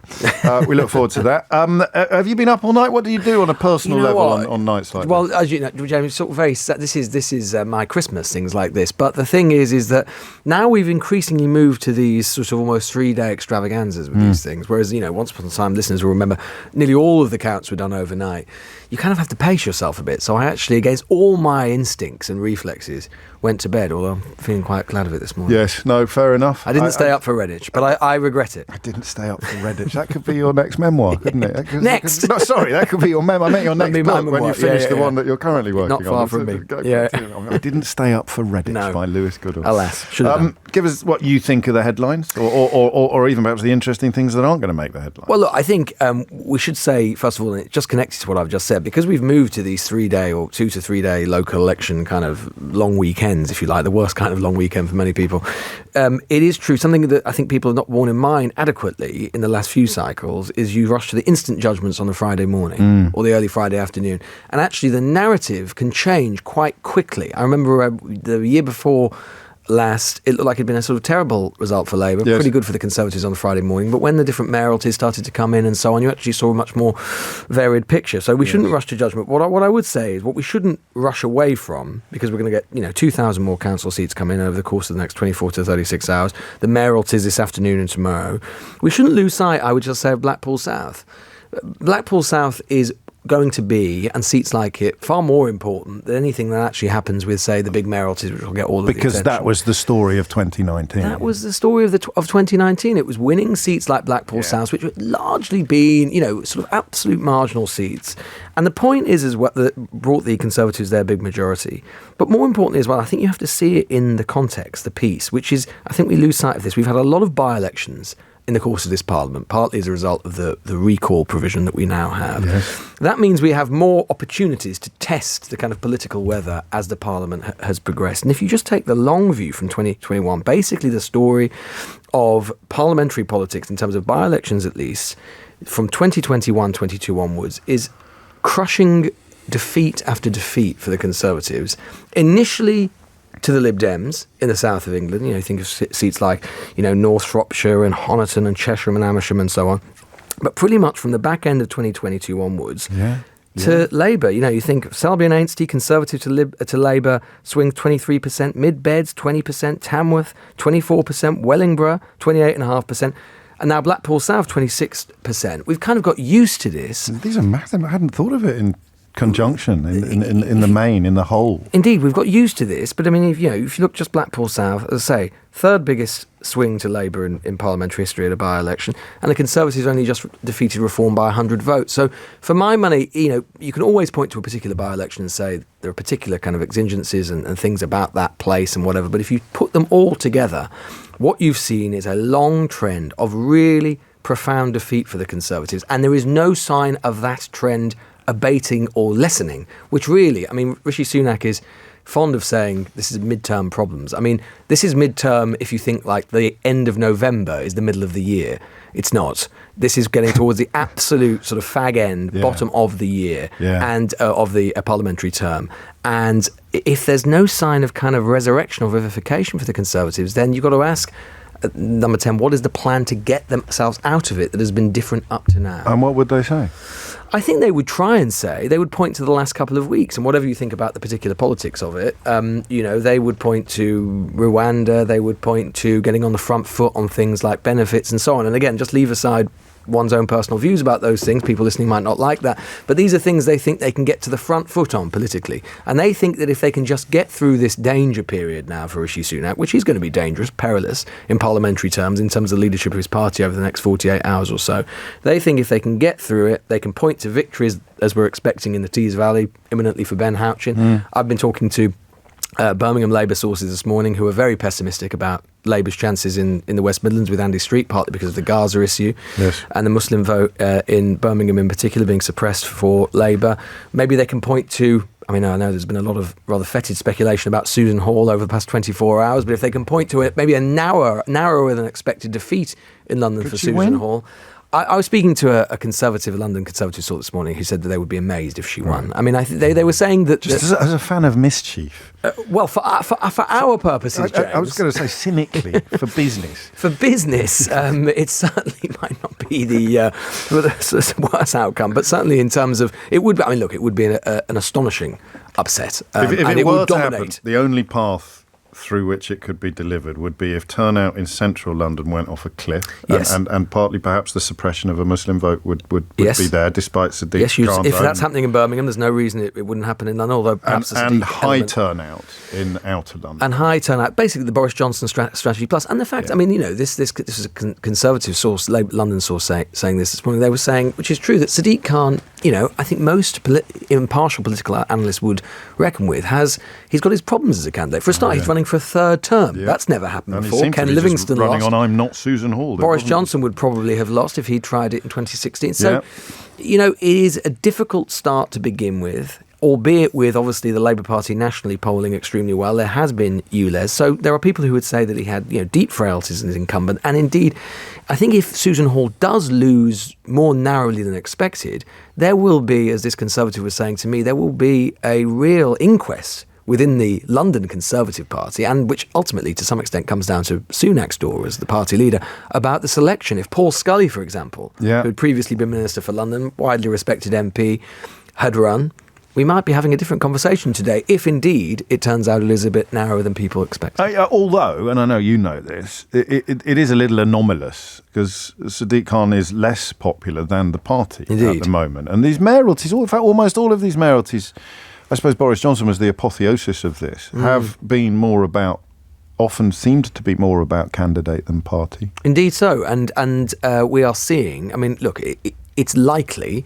that virtually all of the incumbent mayors, we get to the end of today and tomorrow, that all of the incumbent mayors are re-elected. And that says something about, I think, the kind of nature of those political offices that, you get these people, as long as they're not completely incompetent or useless, they become deeply associated with those places in the media. Voters see them fighting for their area. They become Mr. Teesside, Mr. Birmingham, that's exactly Mr. Manchester, and whatever it is. And maybe, again, it speaks to Khan's frailties as a candidate. Maybe you could argue, if you're putting it more positively, that he was brave about ULEZ and so on, that he knew it was an unpopular policy, he stuck his colours to it, and it suppressed his vote, particularly in the outer boroughs, that he would be a bit anomalous by comparison. Yeah, no, so, I mean, still quite a lot to watch, and that result doesn't appear until tomorrow, so you'll be getting stuck right into it. On Sunday, we'll have all the results, the full canopy. What else can we look forward to? Well, it's all a surprise, we don't want to say, James, and that's not as a means of masking the fact that it's still a fluid picture, of build course. Up a bit of tension. Build up a bit of tension. It's the ultimate hook and X-factor tease. me, James. I enjoyed your point there about the mayors because I don't know why. I think it's because I grew up in Kidderminster, not far from, of course, where you grew up. So, but you had Richard Taylor as Mr. Kidderminster. We did. That's right. Yes. From the NHS party. He was a lovely man. But you very rarely heard Kidderminster in the news, and particularly having moved to London. So what the mayor does, it's almost like the political equivalent of when you hear your hometown in a national news bulletin. They become the embodiment of localness. They become the or maybe your local football team in a sort of bigger fixture on an FA Cup run or something like that. I've never thought of it like that. I think that's a brilliant way of describing it. Well, James, thank you so much. That's why I love coming on your show. You should have your own show on Sunday mornings called, I don't know, Friday with Lewis Goodall. Something like that. But so that's why it defies both party popularity and traditional analysis. Also, and if you were to put it, maybe if you were more cynically as well, right now the truth as well is that the mayoralties, particularly outside London, don't have that much power. So they have a lot of they have authority, but they don't have much formal power. And so maybe as well as a slight element of them not. Voters being aware, they're not getting the kicking when they sort of see something goes wrong. They're not necessarily receiving the kind of the negative, the opprobrium that they might get if they were actually responsible for more stuff, which you could say maybe Khan, who does have more power, maybe that office is a slightly more traditional kind of political office, whereas right now these other ones are a little bit more kind of banging the drum symbolism. If we were on television, I would have been stroking my chin at various points during that exchange. That's all I aim for. I may even have, if you're watching on YouTube, don't forget to subscribe, ring that bell. Hey, what is that? I can confirm he's now rubbing his chin. I am now rubbing my chin. Yeah. Particularly on that mayoral business, and that's why you should tune in on Sunday morning for these sort of insights. And Simon says, get a room, you two. We've got one. Here we're it is. We're in a room. We're in a sealed room. It's exactly that.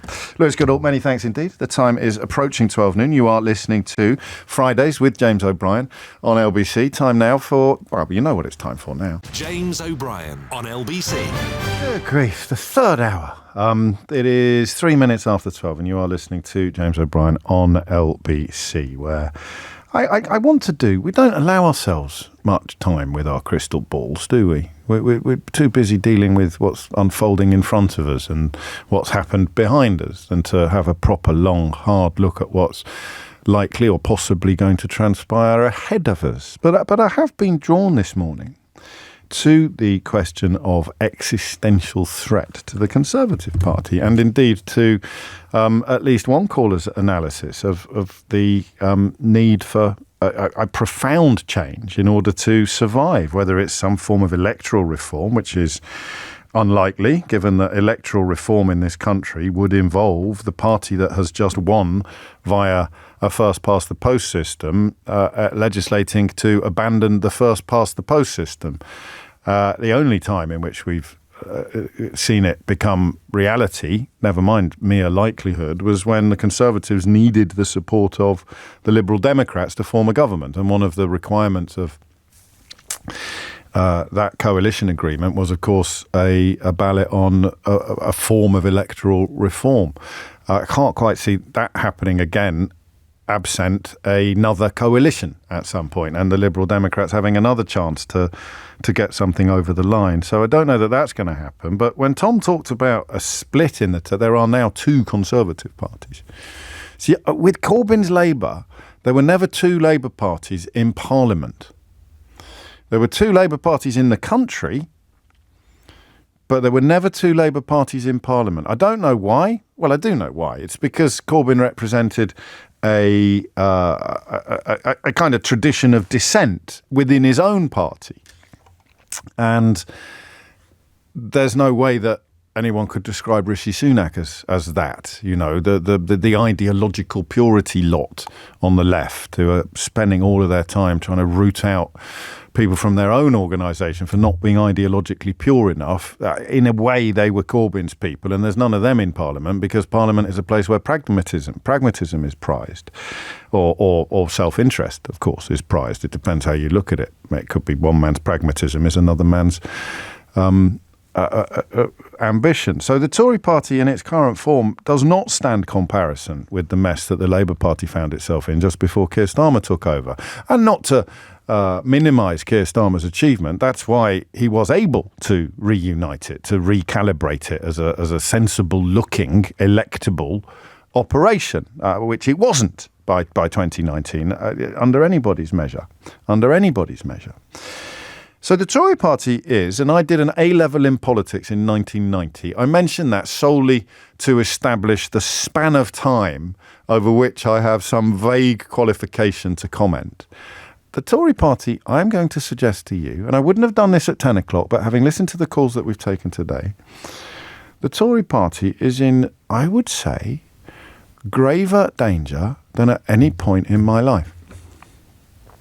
In fact, I'd go further, given that I was born in 1972. I'd probably say the Tory party is in a graver danger than at any point in its own life. Do you agree? And obviously your agreement becomes much more interesting, forgive me, if you are a Tory member in the Tory party or a seasoned traditional Tory supporter. I'll say that again because it's a bit hypocritical for someone who 10 minutes ago was boasting about not being a fan of hyperbole. But this is not hyperbole. This is sincere from me.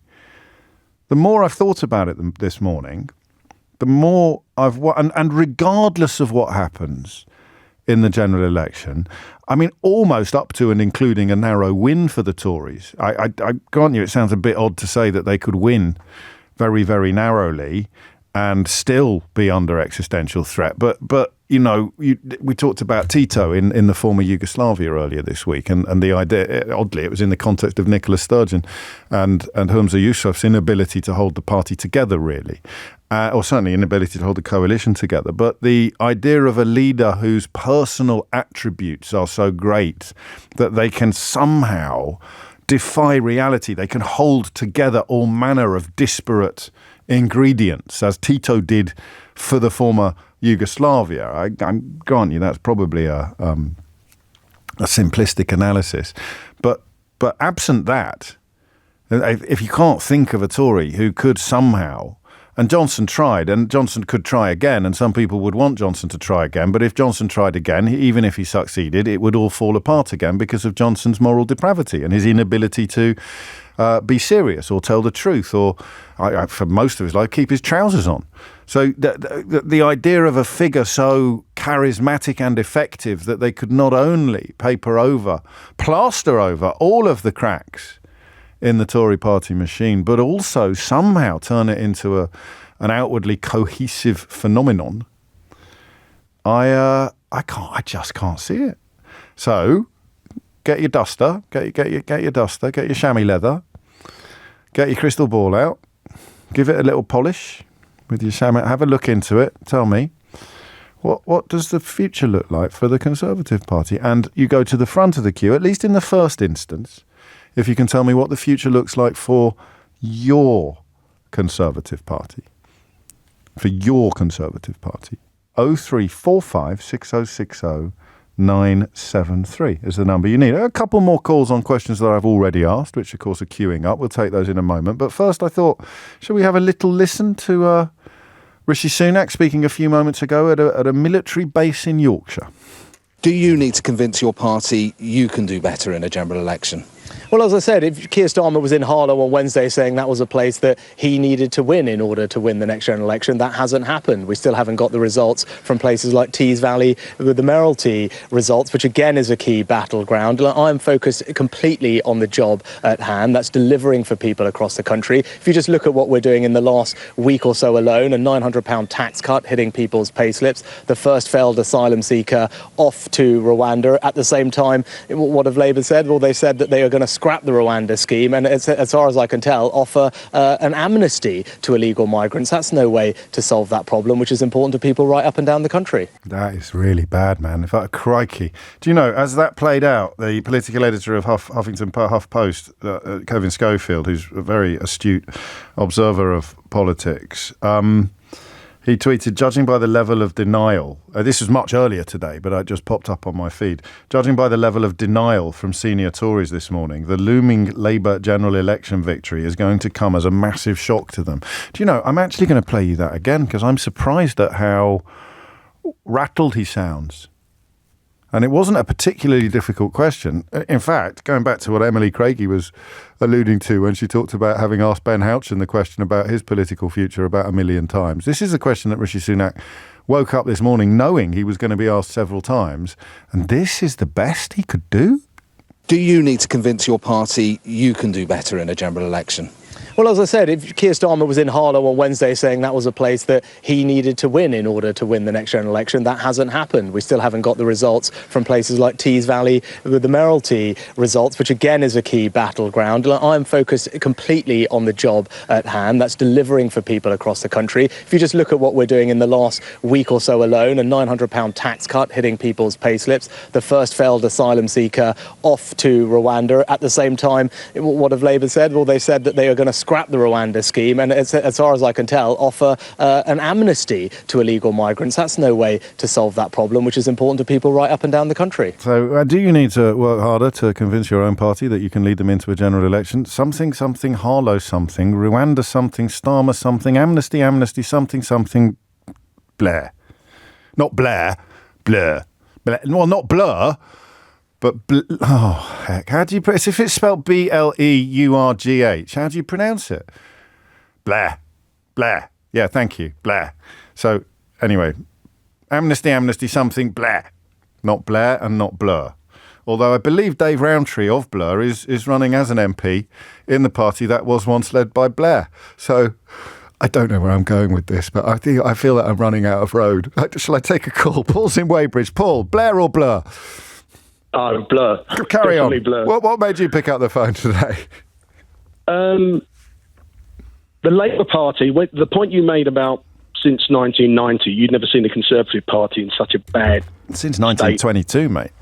Yeah. Not that I was around. This time, if the Labour Party play go and sort immigration, the Conservatives are done. Because partly because that's all the Conservatives have got left. And that's all they've got. You bring everybody that they've got that you put forward, name them, and they're all talking about them based on the back of immigration. That's all they've got. Johnson, even off the back of immigration, because without immigration, you would have had Brexit. No, you're right. Yeah. We're an island mentality. We're an island. We've got island mentality. You say immigration, we think invasion. Yeah. Well, I don't, and I don't know whether you do but or I not. mean, but the Tory right, from the point of view is if you take their trump card away from them, they've got nothing. They've been in for 14 years, and they've got nothing to show for it. So every time he's talking Miranda, right? Just before a general election, and he's had to pay someone $3,000 to get on a plane. He has. I mean, what? That's just ridiculous. Well, all here's they've the got thing. is immigration. I think, I can agree with you and disagree with you at the same time, because I would like them to detoxify the immigration issue. I would like to have transparency and honesty. And I can tell you for a fact that inside Downing Street, they know that we need quite a lot of immigration in this country and will do for generations to come. But outside Downing Street, they keep promising to reduce it. So I'm not sure that actually reducing it might solve a political problem, but it would You don't have to reduce it, do you? You have what to get does hold of fixing it mean then?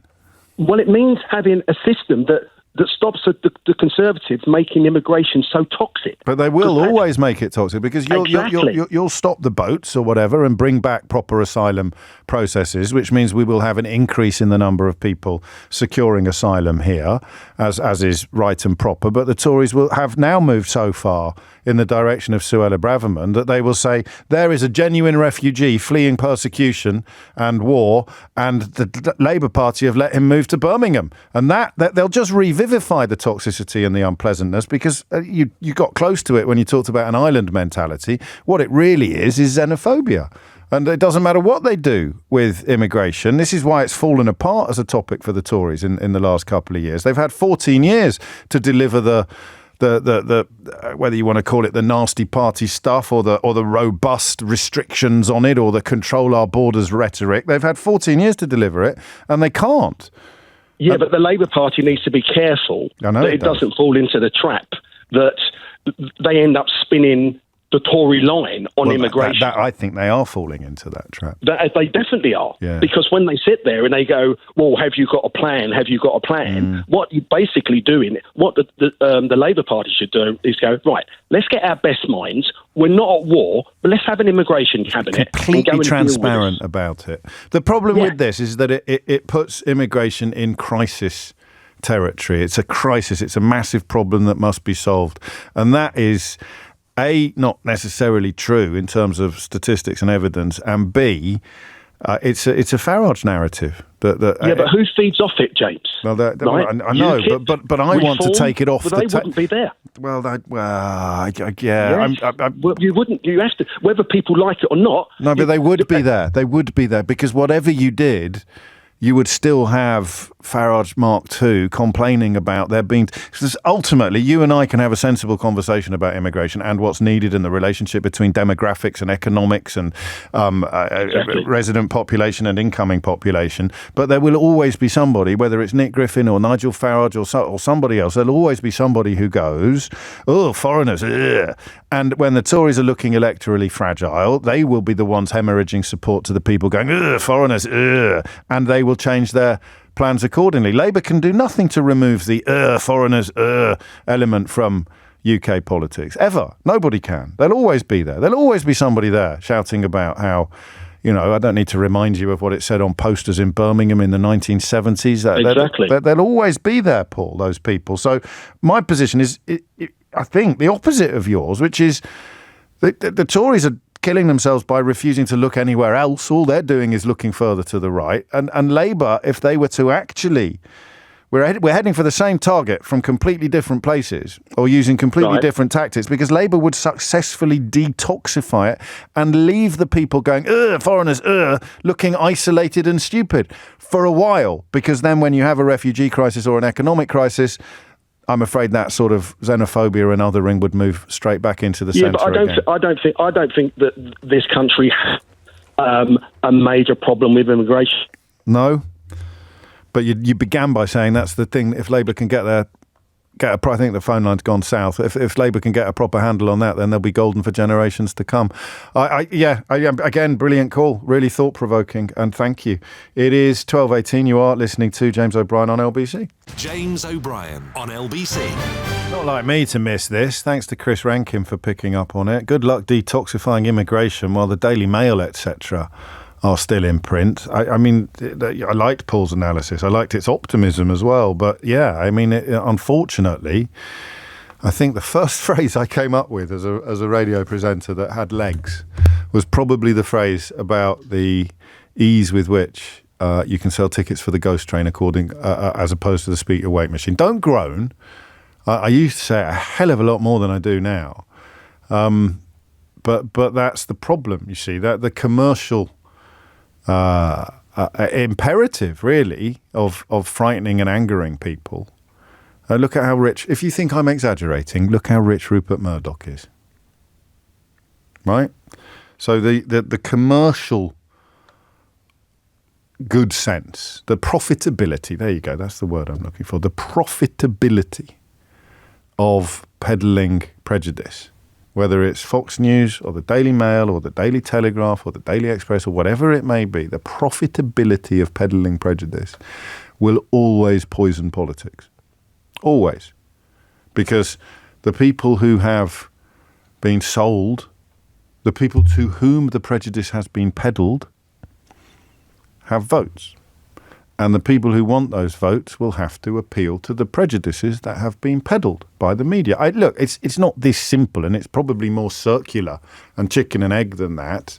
But the impossibility of detoxifying immigration, which was the dream I described to Paul in Weybridge, is rendered impossible by the fact that the Daily Mail and Rupert Murdoch will still be there, and there'll still be people popping up, and there'll still be billionaires setting up television stations so that racists can have an even bigger platform than they've got already, because, albeit that these television stations currently hemorrhage money quicker than the Tories are hemorrhaging votes, the idea is that either the influence that they accrue by owning such organs, such outlets, is valuable enough to justify the financial loss because they will make more money elsewhere as a consequence of having that influence, or the appeal to the vanity of people that have made a ton of money elsewhere. I think that's really important. I can't believe I missed it, Chris. It's normally one of my hardy perennials, isn't it? The role that the right-wing media plays in all of this. But yeah, that's the problem, I think.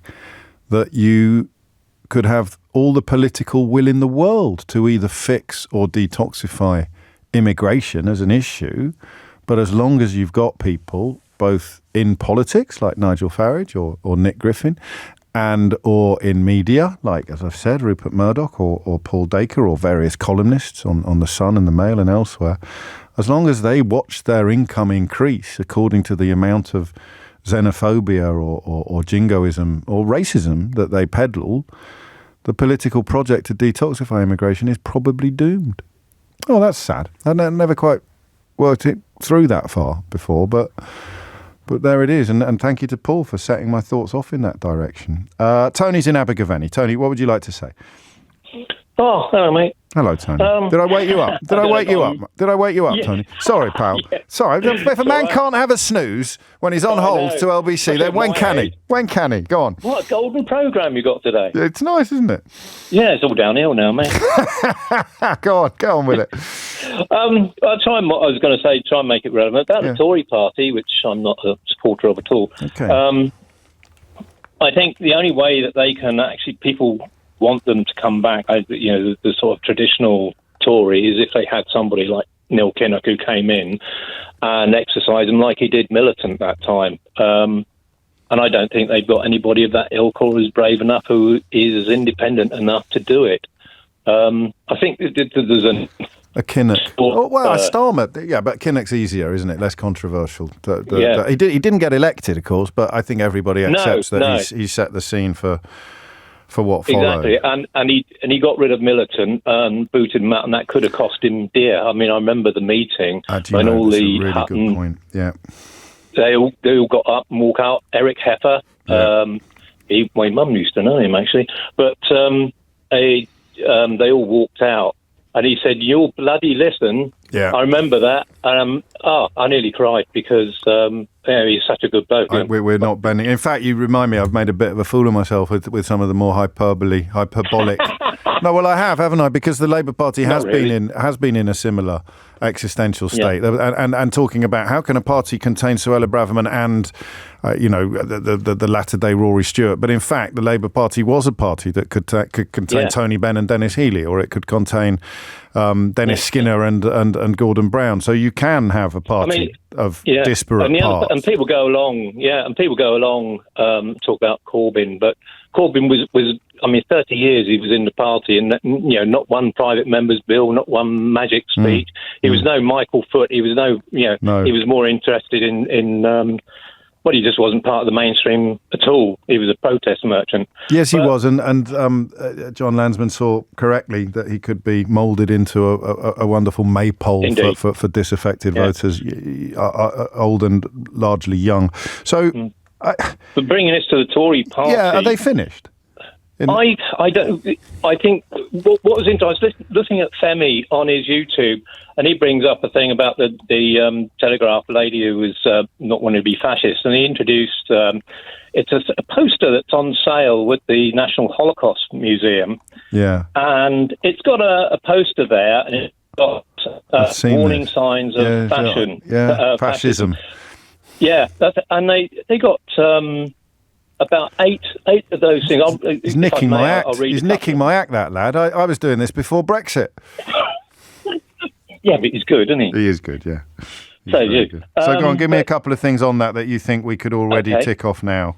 Right. Identification of enemies, scapegoats as a unifying cause. Yeah. Disdain for human rights. Yeah. That's a policy now. Yeah, controlled mass media. There you go. Yeah, BBC. I've read your book.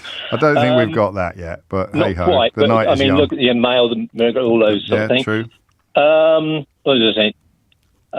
Disdain for intellectuals and the arts. Well, that's happening now. That's going to happen in front of us, and of course, with that comes a complete dismissal of observable history. I mean, real history gets turned into, lies and politics, which brings us back to Kemi Badenoch jumping on a Tufton Street bandwagon designed to persuade people that slavery didn't make that much of a difference to our economic health over the last few hundred years at all, because, of course, that's the only way that you can keep certain unpleasant fires burning and head off any conversations about reparations or restorative justice. Tony, thank you. 28 minutes after 12 is the time. Let's go from Wales to Scotland. Charlie's in Edinburgh. Charlie, what would you like to say?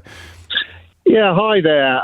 Interesting discussion today. I was a Tory voter for many years, and I'm in a situation now where I struggle to find a home, so I feel disenfranchised. But in terms of what does the Tory party do now? Well, we all know there's effectively a battle going on behind the scenes for the soul of the Conservative Party between the sort of likes of Suella Braverman and that ilk to the more sort of kind of less extreme middle of the road. I think they call themselves One Nation Tories or whatever it is. And it's a really interesting one to see what's going to happen. Are they going to lurch further and further to the right and listening to the likes of Miss Truss talking about the deep state? And I mean, I do struggle sometimes to really think that do these people really think that the majority of us and relatively sensible people in the UK hopefully are going to listen to that and think, really? I do that as well. I'm fascinated by that. I spend more time than I should thinking about that. Because you sort of, who does Liz Truss think? I mean, there is a theory that she's simply just sort of getting in with the mad American evangelical Christian, very right-wing people who lost touch with reality decades ago. But a bit like Nadine Dorries, you mean, as well? Yeah, except I don't think that there's as much conscious understanding of anything with Nadine Dorries. I think she's a bit like, when you're in the shower, Charlie, and the shower head, if you're lucky, the water pressure is so great that the shower head works its way loose from its bracket, and you're trying to pick up the shower head and it's just spraying everywhere, and there's absolutely I think that's Nadine Dorries. I think Truss is a different kind of challenging, but she said, I was researching my book, I had to double check that she actually said this. She blamed her, or the fiscal event, as John Curtice called it earlier, that saw. But can I just? Hang on, let me finish the plug first. I'm currently reading it. Oh, Carol, you plug. Oh, that's fine then. Thank you very much. But she did actually say that her government had been undermined by, I think it was Green campaigners and trans activists. Yes, I struggle to understand how. Do they really think that peddling this type of... But then again, I suppose there may be people out there that would swallow that. I just don't know. Yes, but who are they? That's the question that we're circling around. And of course, how many of them are there? Because this seems to be at the heart of the delusion, the idea that there's loads of them. And if you were surrounded only by people who were buying this stuff, swallowing this stuff, and they were your mates in the think tanks and on the Daily Telegraph, and... you'd got your chief of staff from the Taxpayers Alliance, and literally that's all they ever hear from each other, while screaming about how the rest of us inhabit a echo chamber. Charlie, great stuff. Thank you for that. On all counts, 12:32 is the time. Some breaking news for you, as expected. Ben Houchen has won Tees Valley as mayor, so he remains in place as mayor of the Tees Valley. After the headlines, we'll be joined by Darren Jones, the Shadow Chief Secretary to the Treasury, for his responses to events overnight. And we haven't seen Natasha yet. Can we wake Natasha up? Is she all right? We must get Natasha Clark in the studio as well for her expert insights too. Before all of that, Amelia Cox is here now with your headlines. James O'Brien on LBC. 12:35 is the time. You're listening to James O'Brien on LBC. That result confirmed. Ben Houchen, or Lord Ben Houchen, to the likes of you, returned as mayor of the Tees Valley. Keeps him in the job he's held since 2017, I think, and gives Rishi Sunak a rare glimmer of good news. Darren Jones is the Shadow Chief Secretary to the Treasury, Labour MP for Bristol West. How big is that glimmer, Darren? Well, I think for Rishi Sunak, I suspect he will want it to be as big a glimmer as possible. The fact, though, as you and your listeners know, is that Labour never expected to win Teesside because vote share was so huge last time. I think the really important analysis is now going to be how those votes were spread across the key parliamentary constituencies in that region in respect of the general election, where we feel much more confident. And we should probably add that he secured 72.8% of the vote in 2021 and 53.6% of the vote overnight. So, good news is a multifaceted concept. What are you most pleased with for Labour overnight? I think it looks like we have won the trust of many voters across the country whom we lost in 2019 and in previous elections. And we appear to be performing strongly in the constituencies that provide the route to Downing Street for the general election later this year. We've clearly still got more work to do. We're not complacent about that in any way, and we'll continue to work hard in every part of the country as we wait for the Prime Minister to call the general election. But overall, a good night for Labour and a good, strong direction of travel as we head to that general election. And what were you most disappointed by? Well, of course, we never like to lose any elections. It's a team sport, isn't it, politics? You want to win everything. And so where you've got candidates who have worked really hard alongside their volunteers and the campaign staff, you feel for them not getting across the line. We've all been there every now and again in our time in politics. And as I say, clearly there's more work to be done in different parts of the country with different types of votes. So you've answered both questions without any specifics whatsoever. And people are telling me that you're one of the good guys. You're one of the impressive, straight-talking members members of the Labour, but what are you most pleased with? Oh, well, obviously all the good stuff. And what are you most unhappy about? Well, obviously all the bad stuff. Come on, Darren. Is that a surprising answer? I like the good things. I don't like the bad things. Well, I was looking for perhaps some names, some faces, some places, some actual specific detail. Oh, I think you might need, Professor Curtice and others. We've already had him. Insight. Okay. I don't suppose there was any early word on what might happen in London, what might happen to that mayoralty?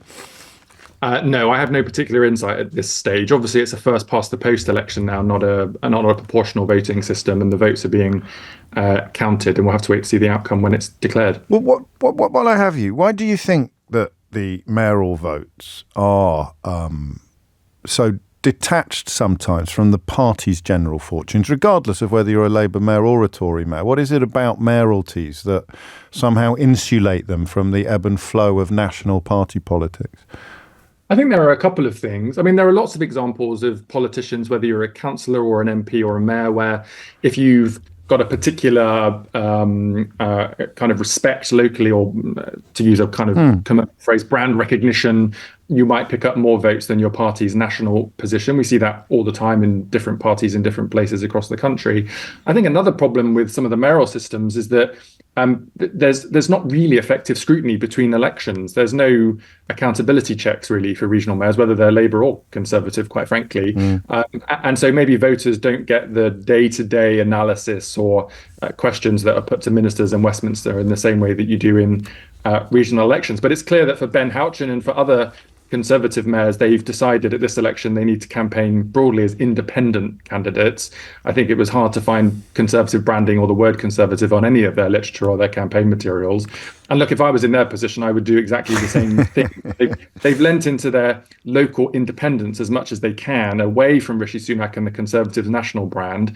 And look, that's helped them locally. Whether it will help the Conservatives nationally in a general election, we don't think so, but time will tell. I hear you. Here's something you could have said when I asked you what you were most disappointed with. You've lost overall control of Oldham Council. You've also seen the loss of a significant number of councillors in Bolton, almost certainly because of a loss of support among traditional Labour voters from the Muslim community, and this is in response to what they perceive to be an inadequate or even an immoral stance on the Israel-Gaza situation. You must be a bit worried about that.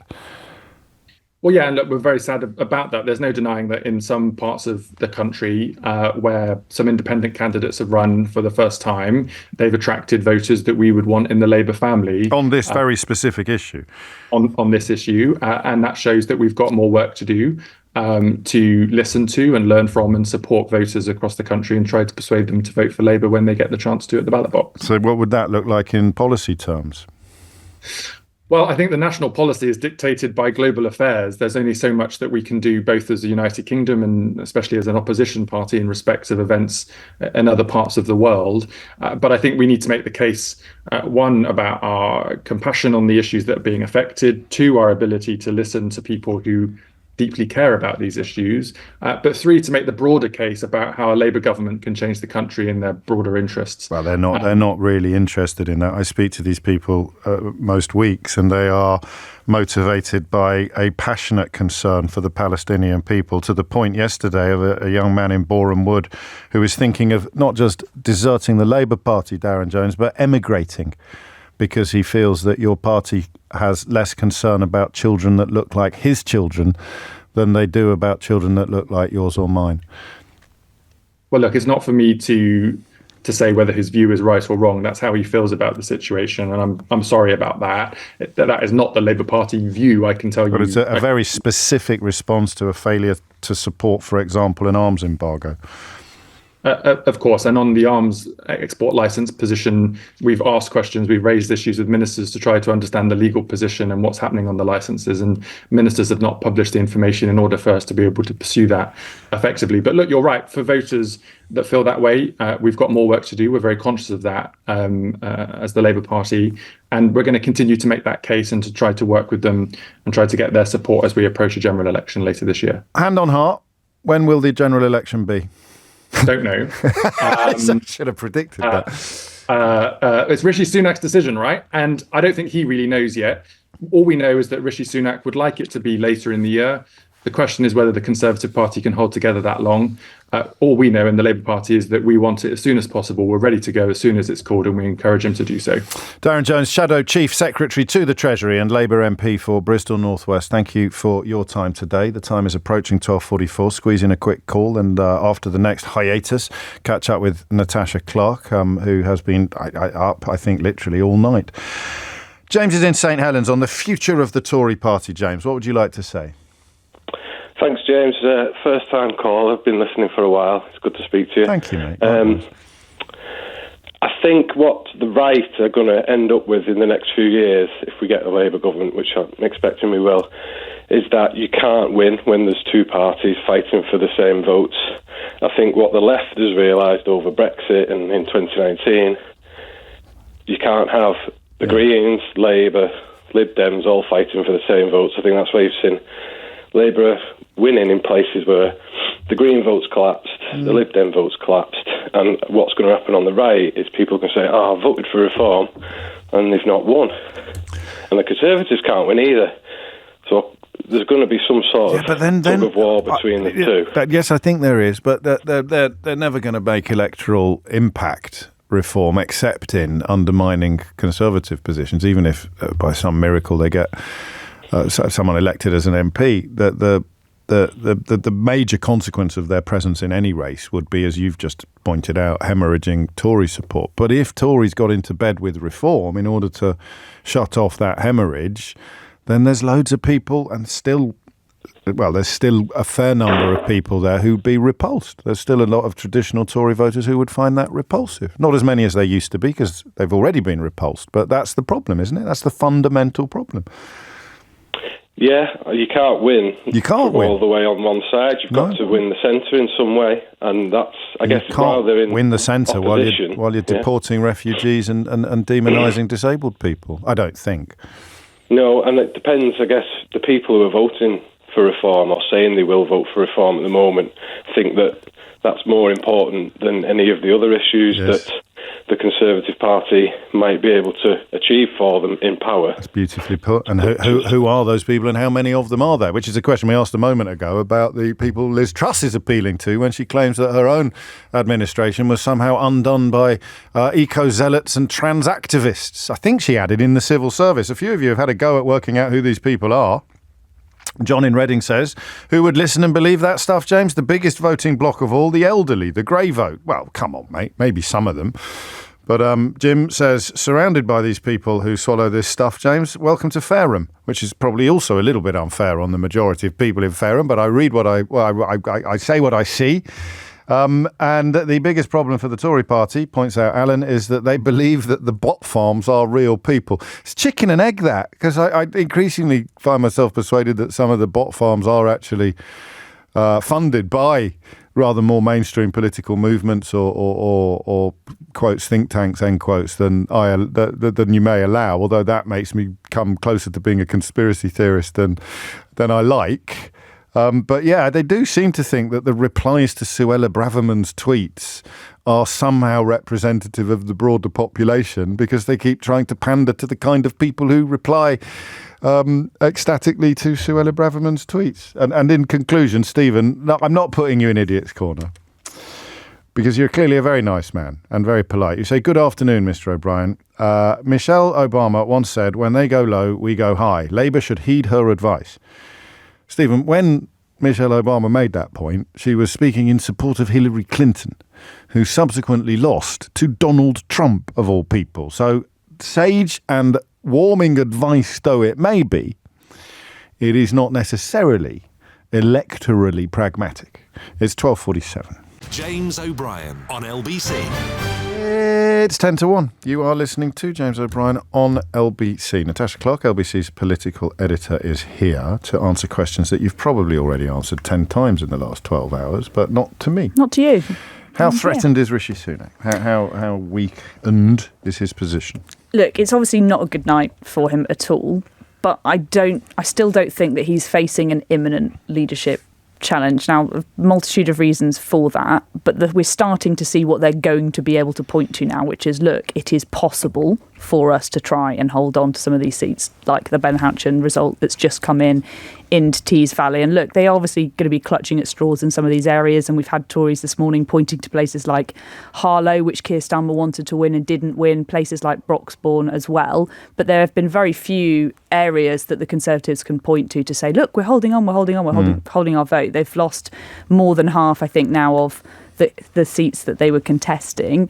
But they will be able to have hope. And I think a lot of Conservatives will look at places like Ben Houchen and potentially Andy Street in the West Midlands and go, if I distance myself enough from the Conservative brand, I might be able to hold on to my seat. Very different for a mayor than an MP. Of course it is, and, yeah. You know, but it's not a bad strategy. It's worked for them. Yeah. And to that point, whether or not it fell off or something in the green room, Ben Houchen appearing on stage to hear the news of his victory was the only one of the three candidates not wearing a rosette, emblazoned with the colours and logo of his own party.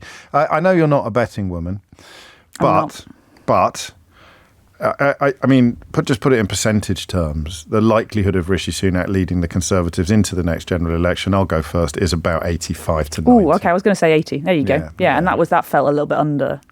But yes, I think you're probably right. I think there was a moment earlier today where people were talking about leadership challenges and the potential for it. But then we heard from one of the leading rebels, Andrea Jenkins, speaking to media today, saying that she doesn't think they've got the numbers for a leadership challenge in terms of those letters of no confidence going into the Prime Minister. If she is saying that already at this point in the cycle, I think he's going to be absolutely fine come a couple of days' time, because if she can't persuade her colleagues to join her, and her and Simon Clarke are the only two Tories that have come out now to say that they think that Rishi Sunak should go, everybody else who's briefing off the record has not got the balls to come on and put their name to it.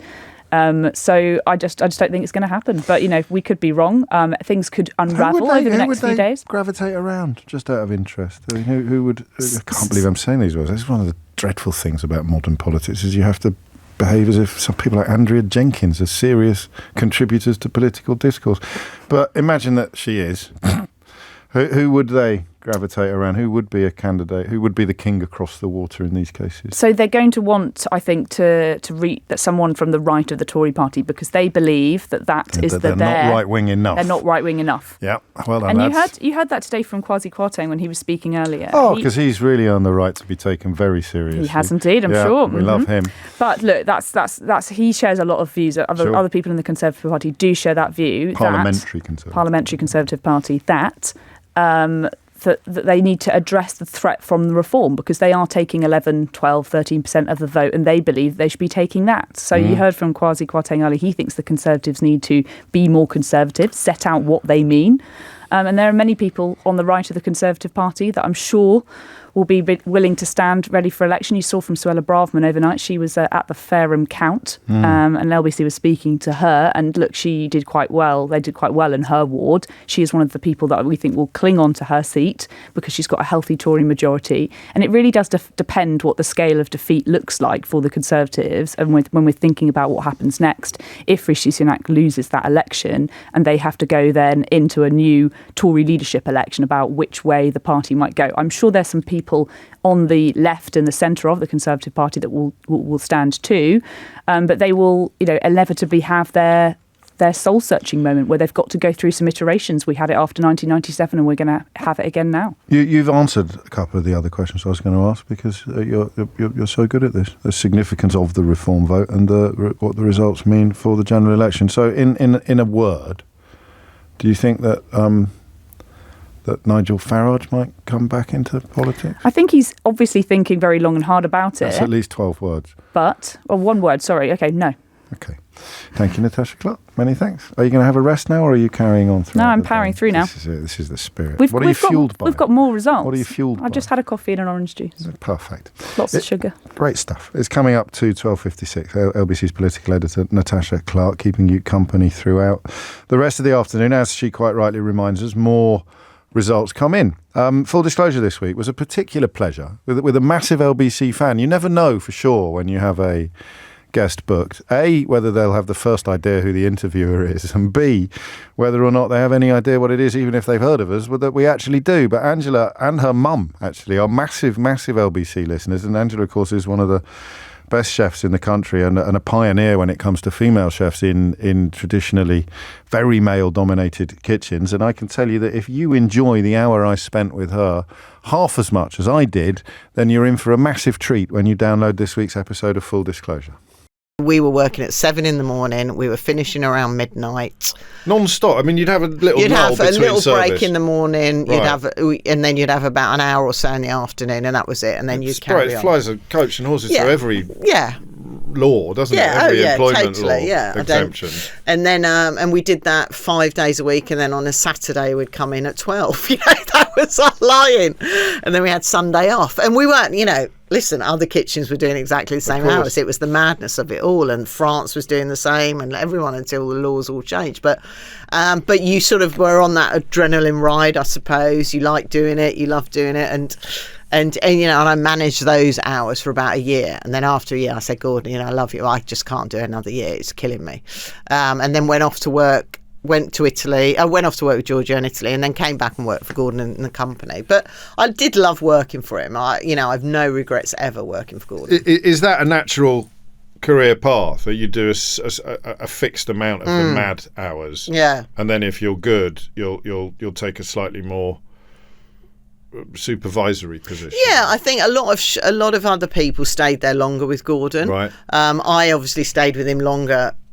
On a long term, but for that immediate, that was enough for me. And also, I knew what I always. Gordon is still the same these days. He looks after people, and I saw that he would look after people who did their time for him, and that's what I wanted to do. I want to get to a stage where he cared for me enough to go, right, your career is now in my hands, and that's what he did.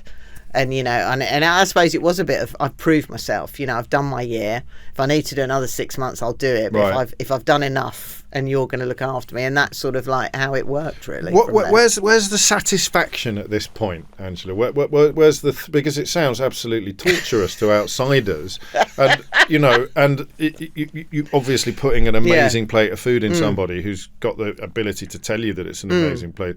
But what's the actual thrill? What's the actual addictive nature of the work? Addictiveness was doing wonderful food. You loved it. You loved that, and you were. And at the time, we were in that period of that year or 18 months. We were the hottest restaurant in London, without doubt. Yeah. People knew it, and so it's like playing for Real Madrid. Exactly. I still think today, and this is where I've got the most bizarre sense of humour. But I remember one night going out to friends. And we'd gone to an opening. It was a Sunday night, and everyone said, "You work at the aubergine? That's like the Vietnam of kitchens," which to me I thought was hysterical. I just thought that was, and I came in the next day and started to tell Gordon, and I could see Marcus and other people looking at me going, where is she going with? Is she want to wind him up from the start of the week on a Monday morning? And I was just in hysterics about it. I said, they call it, because to me, and that's where what I did like is working for Gordon, because Gordon's only 2 years older than me. So it felt like, and because I had come a really weird way into his kitchen, I hadn't done my 3 years at college. I hadn't worked in any hotel kitchen, hadn't worked in any big kitchen. I came from these smaller kitchens, and I never knew the hierarchy that you wouldn't not answer back, but you wouldn't say, well, actually, and I remember one time Gordon said, well, who's made this? And I just thought, well, it was him, and of course everyone was like, what's she doing? But Gordon liked that about me, that I would be a bit mad. So we got on well, and I think and he certainly had a certain affection for me in that respect. The Gordon there, in case you were wondering, was of course Gordon the Gopher, the famous companion in the Broom. No, it was Gordon Ramsay. And that is Angela Hartnett, who is an absolutely lovely woman, a brilliant chef, and a superb interviewee. If you missed any of today's show, you can listen back on Catch Up on Global Player, where you can also find Full Disclosure, of course, a whole archive of wonderful interviews. It's the official LBC app, where you can also pause and rewind live radio. Download it now for free from your app store, or head to globalplayer.com. Coming up at 4 on LBC, it's Tom Swarbrick. But now, and of course I don't think I'm here on Monday, so I have a glorious bank holiday weekend. But before all of that, it's Sheila Fogarty. Thank you very much. James O'Brien on LBC.